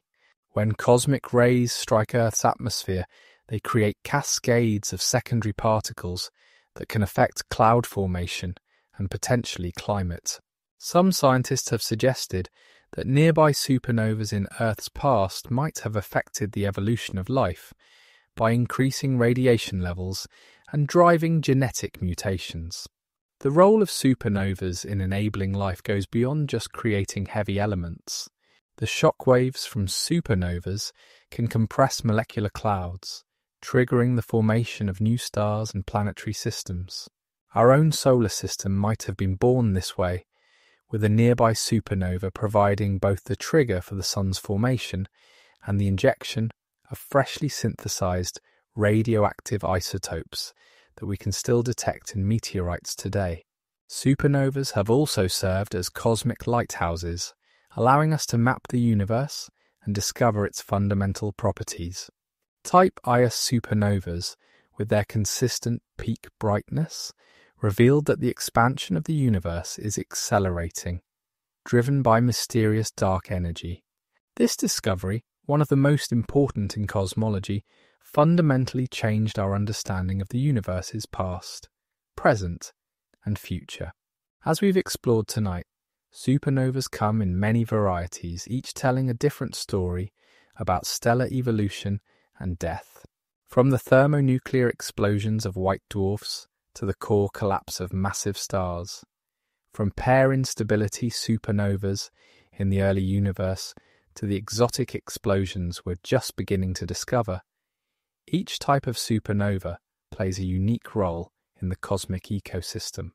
The study of supernovas has driven technological innovation and international collaboration. Detecting neutrinos from supernovas required building enormous underground detectors filled with thousands of tons of ultra-pure water. Observing distant supernovas for cosmology required developing sensitive CCD cameras and sophisticated image processing techniques. The computational challenge of simulating supernovas has pushed the boundaries of supercomputing, requiring some of the most powerful computers ever built. Looking back over the history of supernova observations, from ancient Chinese astronomers recording guest stars to modern automated surveys discovering thousands of explosions per year, we see the progression of human understanding and technological capability. Each generation of astronomers has built upon the work of their predecessors, gradually assembling our current picture of how stars explode and what these explosions mean for the universe. As our night's journey through the world of supernovas draws to a close, take a moment to reflect on the remarkable story we've explored. From the final moments of a massive star's life, through the physics of core collapse and explosion, to the creation and dispersal of heavy elements, supernovas represent some of the most extreme and important processes in the universe. They are simultaneously destroyers and creators, ending the lives of stars while seeding space with the materials for new worlds. The next time you look up at the night sky, remember that you're seeing a universe shaped by countless stellar explosions over billions of years. Some of the stars you see tonight will one day explode as supernovas, continuing the cycle of stellar death and rebirth that has been ongoing since the first stars formed. And somewhere in the vastness of space, right at this moment, a star is reaching the end of its life, preparing to unleash the magnificent violence of a supernova explosion. In the atoms of your body, in the light of distant galaxies, in the cosmic rays that stream through space, the legacy of supernovas surrounds us. We are children of the stars, born from their ashes, and when we study these cosmic explosions, we are really studying ourselves, our origins, our composition, and our cosmic heritage. As you drift off to sleep tonight, carried by thoughts of these cosmic fireworks, remember that you are part of an extraordinary story that began billions of years ago in the heart of dying stars and continues today in the atoms that make up your very being. The universe's most violent events have made possible its most delicate and complex creations, including the consciousness that allows us to contemplate our cosmic origins. Sweet dreams, and thank you for joining me on this complete journey through the spectacular story of supernovas and stellar explosions. If you enjoyed this cosmic exploration, please consider liking this video and subscribing to the channel for more journeys through the wonders of our universe. Until next time, may your dreams be filled with the gentle light of distant stars and the profound peace of understanding our place in the cosmos.